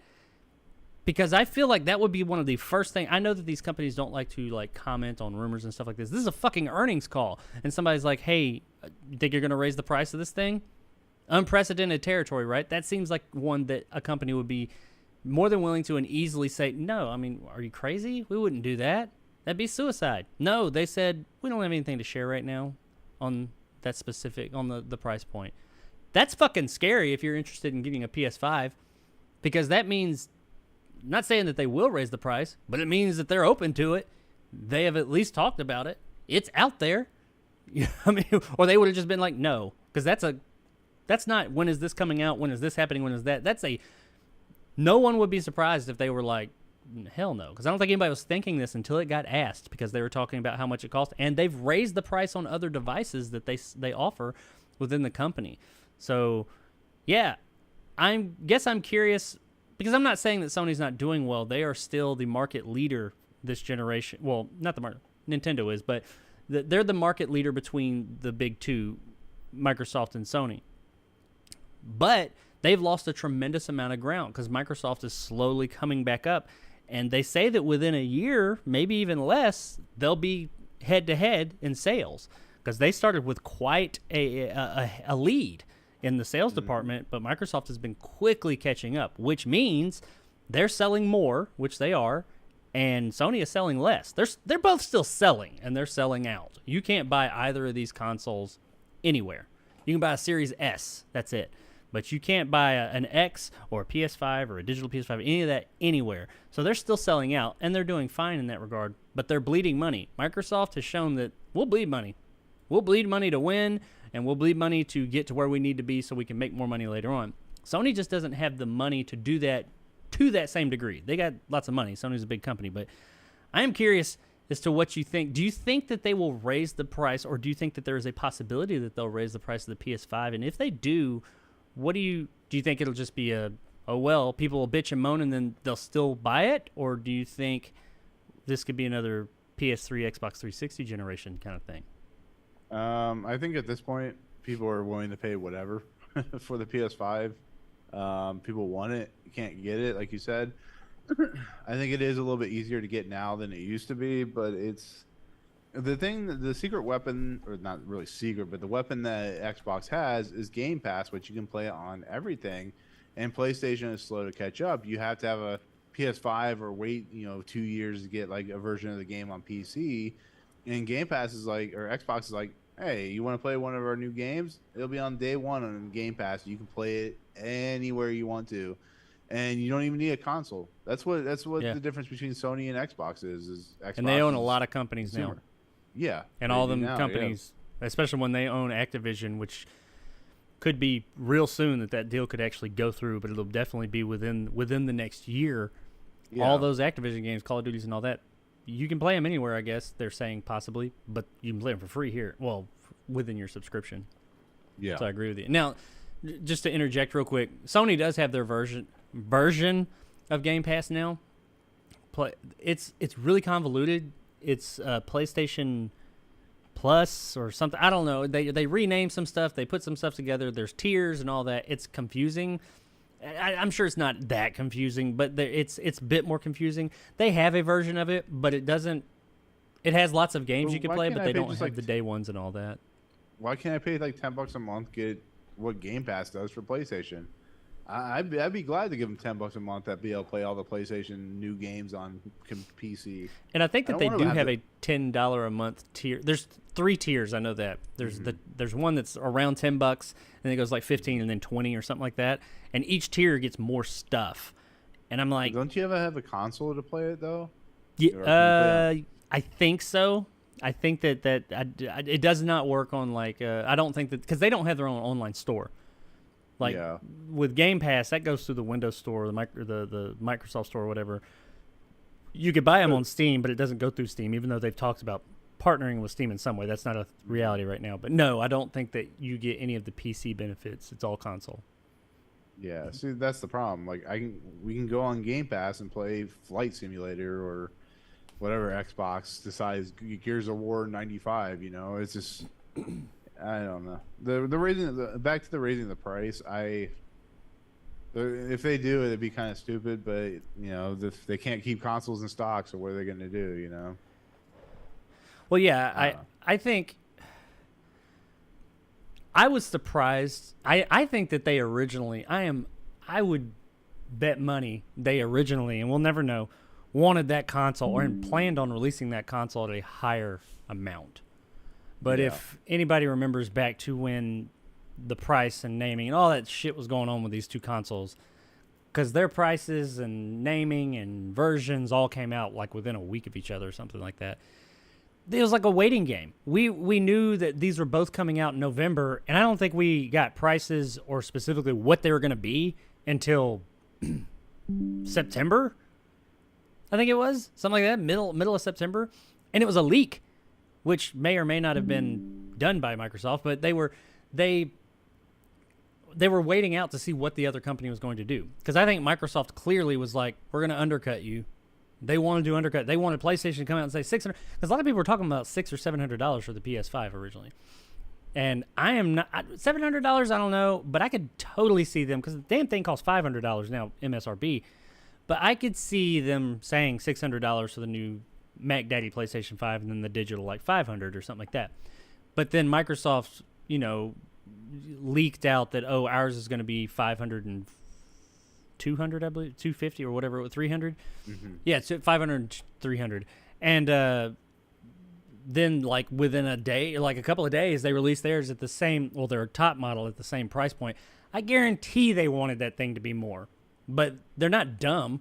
They saw what happened with the PS3. They released it at that crazy price of the time, and they got their heads caved in by the 360. There's other issues too, but they got beat for the majority of that, even though in the end some people say, oh, worldwide sales, by the end they outsold them by like 2 million units or something like that.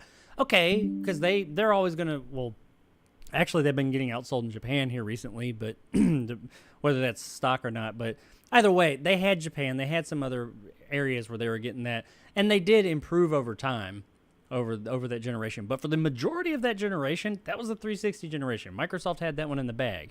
Even though they didn't technically win it sales-wise, they had that.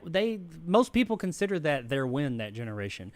And I think that they knew that if we did that again, it would, with all the good press Microsoft was getting leading up to that thing, it wouldn't have turned out well. Me, myself, personally, I think if they raise the price of this fucking thing, you're right, that people are paying crazy amounts for it right now.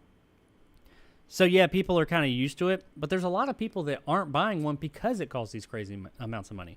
Are people willing to pay that much for it? Maybe. But let's look at a world in a year, 6 months, whenever it is that all this trash is done and consoles are on store shelves. They're just sitting there, and they're sitting there with a PS5 that costs $550 or $600, and then you got an Xbox Series X, because these consoles are, let's be real, they are, mine's more powerful than your, fuck off, they're pretty much the fucking same, okay? They both have their pros and their cons. PCs, basically, Yeah, they're both very similar. They play a lot of the same games. You got them sitting there next to each other. One is $50 to $100 less than the other, and they're more or less comparable. A lot more people are going to start flocking the other way. It will be suicide for them to do that, in my opinion, because at the end of the fucking day, the almighty dollar is what rules the world. People are going to buy what, unless it's a situation to where your thing that costs a little bit more is so much better, but it's not. They're both pretty equal. You could say the Xbox is more powerful. The PS5 has more of a exclusives and magical SSD. You know, none of that fucking shit matters. Look at the fucking games. Most people cannot tell a difference because there's not much of a difference. So raising the price, I think, will be fucking stupid, and it is kind of scary that with these comments, they are more or less saying, not saying we will, but we're open to it. We want to. We're just trying to figure out how bad will the fallout be if we do, and will people still pay it? So, I don't know. Just something to think about, I think. So if you're in the market for a PlayStation 5, be prepared. It may go up. They're at least open to it. I'll tell you that much. But we'll see. All right, moving on to our last story of the day. And time is looking good. We're going to talk about a specific game, but it is a game that most people have heard of, and that would be Grand Theft Auto. More specifically, Grand Theft Auto 6. Lots of news, lots of talk about Grand Theft Auto 6 this week, and that's because there was some of the developers were talking about it, and they did a story with Empire, I don't know, Bloomberg, I think, or something like that. One of the big publications. They let a few things out of the bag and said, here's the direction we're going. The game is still quite a ways away, by the way. It's been, by the way, the Grand Theft Auto 5, the last Grand Theft Auto entry, released in 2013. It released on the 360 PS3 generation. Just saying. And then it was re-released 15 times. I think they even have a re-release for these new consoles that came out. So it has gone across 3 generations of consoles. We still haven't got another GTA. GTA 6 is coming. It's officially announced. I don't think they needed to do that, but whatever. Some of the stuff they put out there is that, excuse me, this new one is going to have a female protagonist. One of the protagonists is going to have at least 2. Like the last game, it will have multiple characters you play as, at least a male and a female. It is going to be inspired, or it is inspired, the story, by Bonnie and Clyde, which sounds pretty cool. It will take place in a Miami-inspired city. I guess that would be Vice City? I mean, That's what Vice City is. Why they wouldn't just say that, I don't know. I guess they're just not trying to look too much out. I don't know what other, because that's exactly what Vice City was, but whatever. Most likely Vice City. Doesn't give us a time that it's going to take place. I imagine it'll be more current day or around this time. Rockstar will continually update GTA 6 over time to add new missions and even entire cities on a regular basis. We'll talk about that in a second.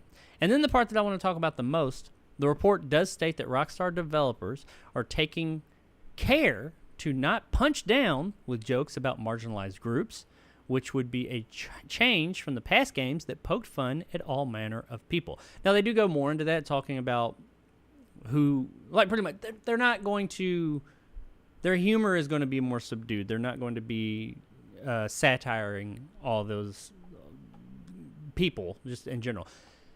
My issue with this, all right, a few things. First of all, the whole female protagonist thing, some people have said something about that. Honestly, I think most people have showed that they don't care about that. They don't mind that. Fine. I don't care. There's a female protagonist in it. Great. Well, whatever. If it's Bonnie and Clyde inspired, that sounds like it could be cool, I think. Do I want it to take place in that time period? Not so much. You got Mafia for that, but whatever. I'm cool with that being inspired by, and she's a Latina too, apparently. I don't care about that. That's fine. I'd give no shits. Could be interesting. The Miami-inspired city, that was my favorite GTA game, Vice City, so I'm cool with that. So everything there sounds great. The continually updating GTA 6 over time, adding new missions and even entire cities on a regular basis, that sounds like a game as a service. That sounds like this game's going to come out and they're going to be charging you a monthly fee. I could be wrong. They've added stuff to GTA games in the past with DLC and stuff like that. With I think 4 was the first one to do that. Yeah. With like the biker one and all that, but and the Ballad of Gay Tony.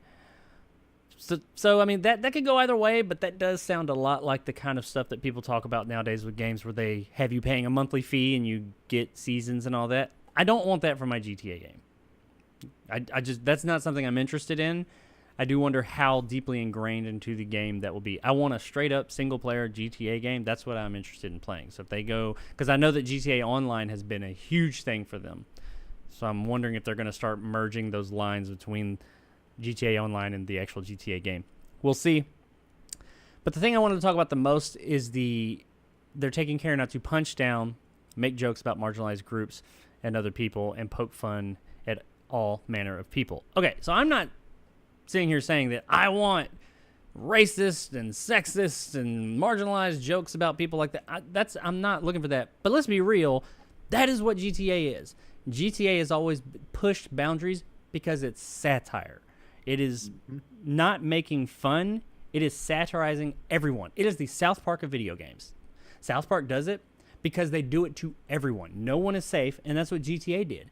They always did it, and they did it in a distasteful way, if you will. they would do these things, but no one was off limits, and they were always sure to spread that love to everybody. And it is part of what has been part of GTA's DNA since the top-down perspective old school games way back in the day on the PC. That's been the thing that sells it. That open world, you get that anywhere now. It's the humor, the characters, that whole world that you get from these games.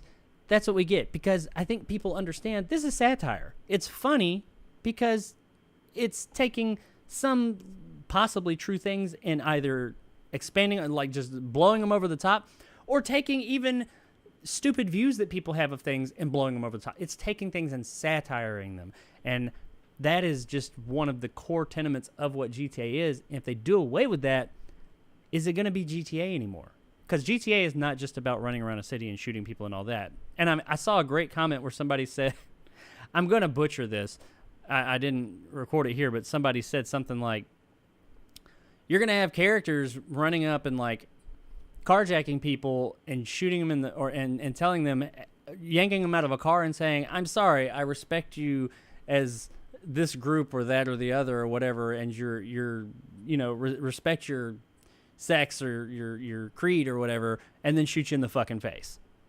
And I'm like, yeah, that's exaggerated, much like this game is, but that is do we want to lose that? Do you want a GTA game that doesn't have that edge? Because at that point it becomes, I don't know, what was that game? True crime, whatever. I don't know. There's been a myriad of GTA clones over the years. At what point do you just become one of those? And also, I do know that a lot of the people that worked at Rockstar that made GTA and made GTA is what it is, or GTA what it is, they're not there anymore. They've left over the years and gone away. And I just hope that company keeps that same edge and they don't lose it and say, I'm not going to take the knee to the woke mob. And I'm not doing all that shit. I'm just saying that they will be effectively saying, hey, we're going to make the 2022 version or whenever year this comes out. That's not what makes GTA 6 didn't do any of that shit, and it's still 5 didn't do any of that shit, and it's still being sold 10 fucking years later. That game has made so much fucking money because it kept that personality and edge. That's my view on it. I don't view it as punching down. I view it as satire, because that's what satire and comedy always is. It's offending somebody, but the way that you do it right is how they've done it. And like South Park does it, you offend everybody. So then you can't say, oh, you're picking on me. No, it's everybody. And then that's when people are able to laugh at these things, even when they're about them, because they say, I know this isn't real. It's not. It's done in jest. It's not done to be mean-spirited. It's done as satire. That's my view on it. I'd be interested to hear what you got to say about all this, Nick. And I'm sure I know you've read some of this stuff. I don't know if maybe you've got some other stuff to add to it. I don't know. I feel like every company and video game company seems to want to tone down stuff, and Grand Theft Auto has been always one of those video games that's always pushed the boundaries, like you said, like South Park. And I get why they're doing it. They're trying to land a bigger fan base. But when you're like running over hookers and you're blowing up stuff with a rocket launcher, and it's at a point where it's like clearly not real. So you're just not gonna you're not gonna have those billboards anymore. You're not gonna have like those radio stations. You're just gonna be another. That's the best part. Yeah, and to interject, I don't know. I'm sorry to interject what you said, because you have a point, trying to appeal to a broader market. Yeah. How much of a broader fucking market do you need? Grand Theft Auto 5 is the highest selling video game of all fucking time. Like, that's legit. That's not me saying it. That is a legit thing. No game in history has sold more copies and made more money than Grand Theft Auto 5. And it didn't do any of this shit. So how much more of a fucking wider appeal do you fucking need than that? I think having a female protagonist is fantastic. I think that's great. Can you imagine like the cool things they can do with her character? Like, yeah, and the whole Bonnie and Clyde thing, that's cool. Yeah. Yeah, people are like, oh, it's all woke and shit. I'm like, Okay, No, and cool. I don't think that about that specific part of it. Like Yeah. the female protagonist, the setting, all that stuff. That's great. I don't care who I'm playing as long as it's good. As long I care about the character, and if it's good, I want Yeah. that.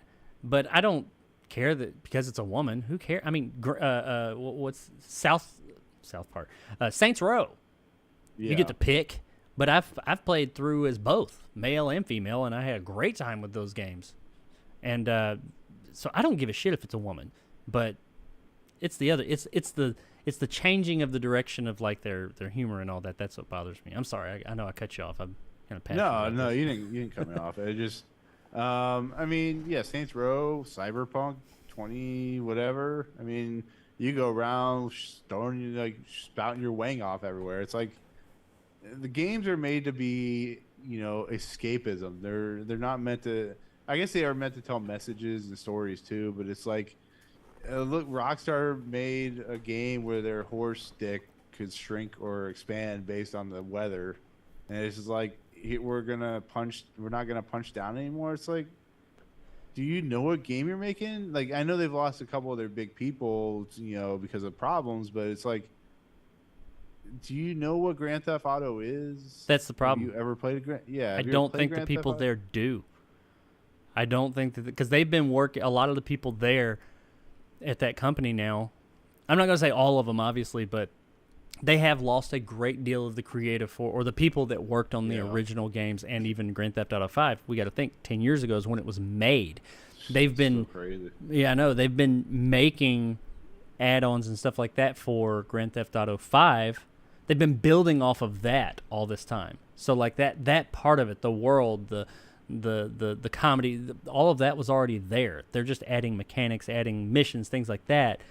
So now they're tasked with making this new iteration. I don't know, but I'd be worried that the people that are making this now, they don't know. Now, I mean, the game could still end up being fantastic, and maybe we'll see it and be like, oh, I don't see that they did that. I don't know. I'm going off of what they've said. They said this is coming from Rockstar, the developers of it. But let's be real. They haven't made a game in 10 years. They've been adding to one, but they have not made a GTA game, much less a game, in 10 years. So who Red knows Dead what the fuck we're going to Redemption get. What was that? 2. Red Dead Redemption 2. Oh, yeah, I'm sorry. Yeah, you're right. Yeah. No, No, they but did like little game called Red Dead Redemption 2. Take that. no, Well, they but haven't I made a was GTA gonna say, game. you look at somebody like Dan Jensen, who is hugely into Grand Theft Auto Online, and I'm gonna be honest with you. At this point, I'm surprised they're just not updating Grand Theft Auto Online to like a better graphics engine and just throwing that out there into the wild, because it seems like, they're obviously making a shit ton of money off that. I mean, why would they put all this money into another single player game? As much as I want that, I don't know. Well, that's kind of what feels I'm worried like- about, yeah. that they're going to kind of have a merging of those two where it's more of a game as a service, and it's going to... I think that the next one will definitely have more Grand Theft Auto Online part, because right now it's like a separate thing. You get it when you buy Yeah. Grand Theft Auto 5, but you can buy it on its own even. It's like a separate mode. I think that now it's going to be more integrated into each other. I would not be surprised at that. And I'm worried, nothing against Grand Theft Auto Online. It's not my cup of tea, but I mean, it's interesting, and I know people love it, and that's great. I'm more worried that they're going to take away from that single player aspect that Grand Theft Auto has always been and focus more on that, because you're right. That's where all their money's been coming from. They've made a shit ton of money on GTA Online. So, Yeah. I mean, that was another one of my concerns, is what they're going to do, how the game is going to be structured. Is it going to be, because GTA is more or less, I mean, it's evolved. The gameplay mechanics, the way it operates, been pretty much the same since GTA 3. Yeah. I mean, GTA 5 was just an enhanced version of GTA 3. You had multiple characters and stuff like that. It was a lot prettier. But the game itself was more or less the same, and I'm wondering, are they now coming on, and you got these new people that are like, oh, we're going to reinvent the GTA wheel, and people are going to love it. They're not. No. Don't. That's a mistake. Give them, update it, make it better, but you're going to break what you could possibly, I'm not going to say they are, but they could possibly break or fix what's not broken. And that'd be That'd be tragic because, like I said, Grand Theft Auto 5, highest selling video game of all fucking time. But that's just the highest entertainment property of all time, let alone video games. Yeah, and I mean that's huge, and I don't know. We'll see what happens. I mean, who knows? This could be all a non-story, and maybe we won't notice the difference. But if we have been seeing, I know that they were talking about a similar thing, not the world, but as far as like the comedy and or the story and how they dealt with things with like Saints Row, because we're getting a new Saints Row as well, and people are worried that are they changing some things there? I have no idea. I like Saints Row more than Grand Theft Auto, honestly, and it's really raunchy. But we'll see what happens with both of them. But Grand Theft Auto, if you're a fan, you're getting a sixth one. It is still a few years away. I'd say 2025 at least. When it comes, who knows? We'll see if it's any good. If the changes they made line up with what people are looking for. I don't know. We'll find out though. Alrighty. That's almost the end of the show. We got one more thing to look at. We're going to look at a trailer real quick. Now, this is not like the biggest movie in the world. It was a trailer I came across, and I was like, well, that's interesting. So I just kind of want to put it out there and get your thoughts on it. Have you seen this trailer, Nick? Maybe. What trailer are we talking about? Oh, no, probably not. It's a Korean movie, but it is coming to Netflix, and it's an interesting looking little trailer, and it's called Soul Vibe. Like Seoul, I guess Seoul, Korea, that thing, I guess, I don't know. But before we jump into it, what it is essentially, according to their it comes out August 26th this year on Netflix. It's directed by Moon Hyun Sung. Sure. And it's a heist action film that focuses on a crew of gearheads who team up to bust a crime ring as the South Korean capital gets ready to host the 1988 Olympics. It looks interesting. I'll be interested to give it a shot. But before we talk about it for just a minute and get out of here, let's take a look at the Soul Vibe Netflix movie trailer. Here it is.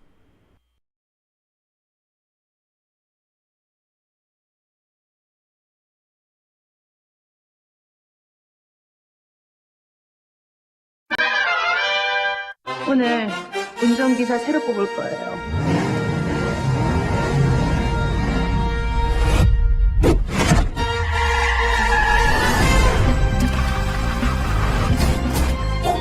얘들아, 형이랑 일하러 하자. 오늘부터 바로 배달 시작이에요. 운반은 총 10회. 보수는 회당 1,000만 원 이상입니다.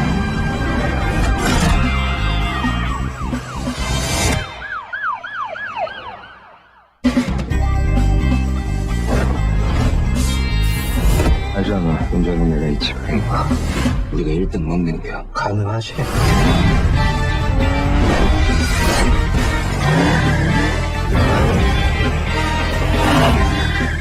박살 한번 밟으면 끝까지 갑니다, 저는. 가야지, 끝까지.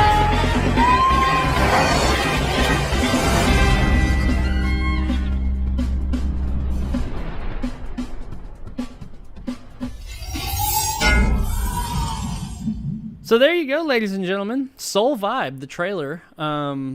Yeah, me, myself, real quick, before I jump in and see what Nick thought, because I think what I gathered while we were watching it, he has not seen this before.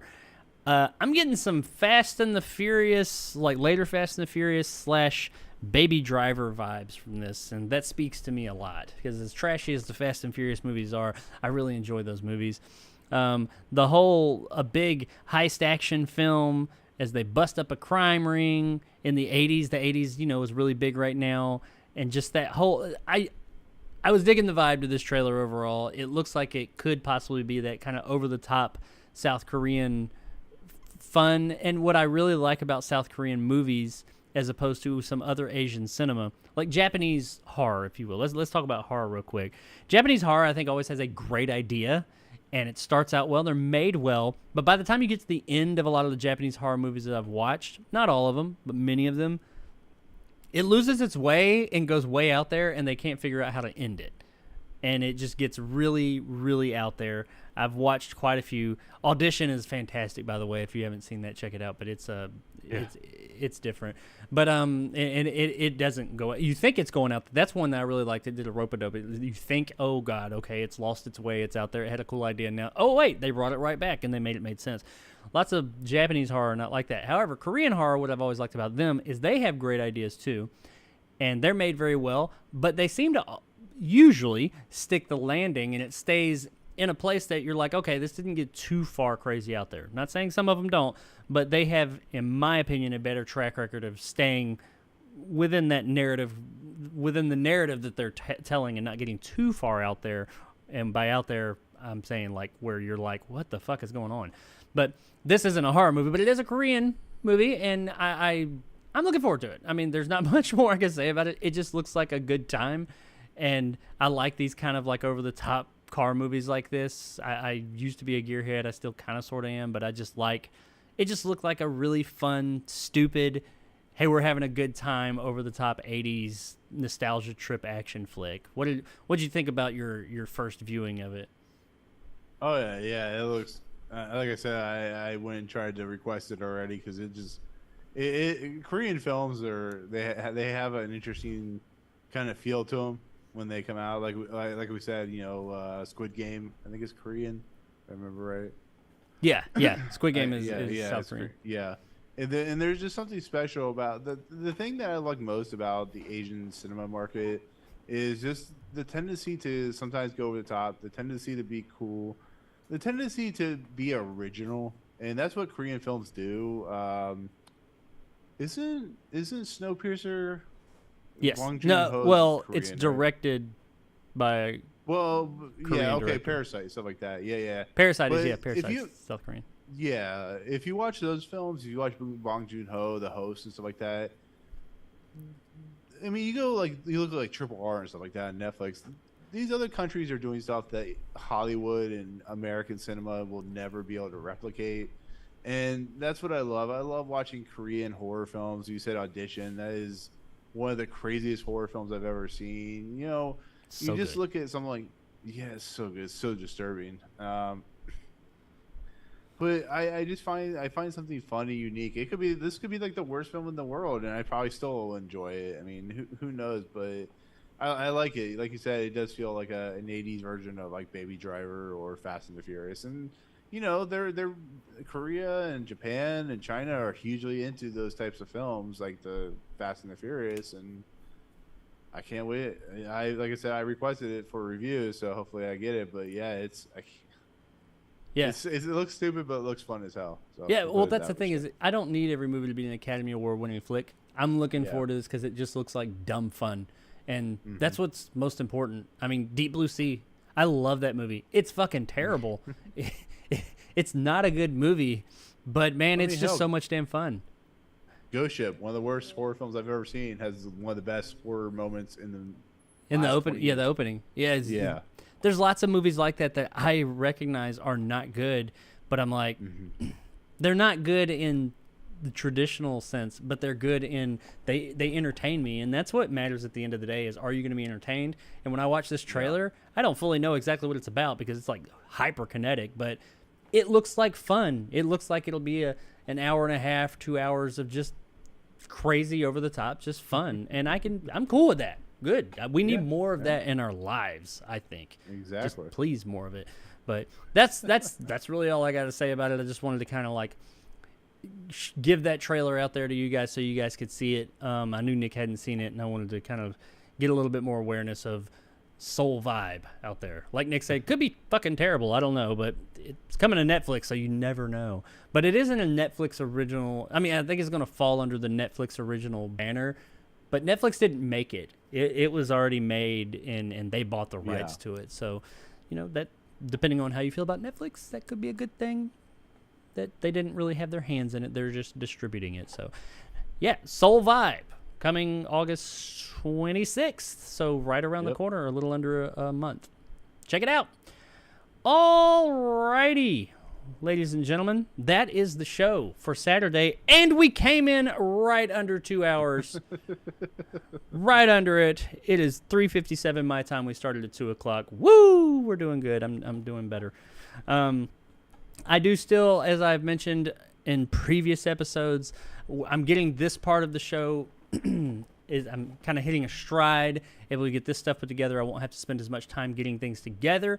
So I'm going to start adding more things to it, like the reviews and like some other content that you get sprinkled in. So it won't just be us talking about news stories and things like that. I do still plan on having some other people come on. If you know anybody or if you're interested, hit me up in my DMs on Twitter. I'd be more than happy to talk about some movies. Nick and I were both talking about earlier some ideas of movies that we might want to talk about for our Forgotten Awesomeness, kind of like older movies or movies that have been forgotten about that were either so bad they're good or just really good and just for whatever reason forgotten about it, kind of like we did with Ice Pirates last week. So more of that coming and some other things that I hope to have in the future as the show evolves and moves forward. Tell your friends about it, though. Tell them to come check out the show. I will, of course, have all these stories out in more digestible bits as the week goes on, and we will be back on Wednesday at the same time, same bat place, same bat channel. And I'll be streaming Wednesday evening. Don't know what yet. I think I got some stuff. I am going to be doing an ultimate Dreamcast build here soon, where I'm going to pretty much gut an old broken Dreamcast and replacing almost everything in it with updated stuff and making a super badass Dreamcast. Here's a sneak preview. Here's the case. It's chromed out. It's a clear black case. This is the brand new case I have for it. But I have many other interesting mods that I'm going to try. If I can get all the mods in, some of them are coming from out of the country, and maybe do a stream where I do that, talk to you guys as I build the thing. And I'm going to play something on Wednesday. Beyond that, got a show coming then. The Fifth Dimension Twilight Zone podcast will be out Monday, I believe. Right, Nick? Will it be out this Monday? Yep. And we talk about the episode based off my life, Nick of Time. Yep, you heard it here. It's the Nick biopic. Ooh, that rhymed. It's coming out Monday morning. I can't remember what time you release it, but it'll be out Monday morning early. So check that out and check that show out. Throw us some love. If you're into Twilight Zone, you'll love it. If you're not, you'll still love it because it's fucking awesome. But let me know in the comments and all that what you guys thought about these stories. If you have any requests or if you have any interesting things to say about the show where you think you'd like to see us go, and we'll take it all under consideration. Check out all my socials. You know what they are. They're in the comments and all that. And check out Nick over at his channel. Tell us about your channel and your stuff that you do over there, Nick, or anything you want to throw out there for the good people here to know about. Usual do movie reviews and stuff like that on my channel. Once again, it'll post Monday for the Fifth Dimension. Talk about William Shatner's first episode, Nick of Time, so look out forward to that. Like I said, I'll be talking about Ron Howard's new film comes out next week, The 13 Lives, Bullet Train, which we might talk about on Wednesday. I can't remember if Jacob if we're doing that or not. I'm seeing that early too. So we're excited about it. Right. And then something else I'm watching, I can't remember, but it's gonna be a busy week. It's gonna be a lot of reviews. Like I said, we still have, I think, the review of like Beavis and Butthead, the first 2 episodes, and then can we talk about that? Stowaway. I don't want to say anything. No, we can, not yet. Can we say that? But it is. Can you say that you've seen it or not? I can. Yeah, I mean, I've seen it, but I can't talk about like what it's okay. about. If it's that's what I was gonna say. I just want to say it's under embargo. We've seen it, and we have thoughts. Yeah, we'll leave it at that. It is. There's some other. It is a show. It is a show. Yes, it is coming back. But yeah, there's other stuff that I forgot about. But yeah, Movie Emporium, Twitter, YouTube, all that good stuff. So there you go. Absolutely, check him out over there. He has an awesome channel. Gets all the early stuff. I'm jealous about it. I can admit that. I'm man enough. But. All right, well, that's the show, ladies and gentlemen. Thank you for checking us out. Hope you all have a great weekend. Thanks to the few that I glanced up and saw in chat. Antonio, Fright Films, Cherry, of course. I saw some other people fly by. I don't get to pay as much attention to the chat while doing this show, unfortunately. Looks like we got somebody over on Facebook, Nicholas Sutherland. Yeah, Henry. There was a guy named Henry that was on earlier, but he was only on for a couple seconds. Yeah, well, was it Henry Boy? Oh, well, yeah. Thanks for stopping by, Henry Boy. And anybody out there on all the different socials, we broadcast this out on YouTube, Twitter, Twitch, and Facebook. YouTube is where most of the audience is, though. But wherever you're at, I appreciate you coming by and checking out the show, and hope you check it out next Wednesday afternoon at 2 o'clock Central Time, whatever time that is, wherever you live. Come check it out, hang out in the chat, and hopefully we'll have more goodness for you to check out. Thank you guys very much for hanging out, and we will see you all on Wednesday. Bye. I gotta get a fucking outro. There you go.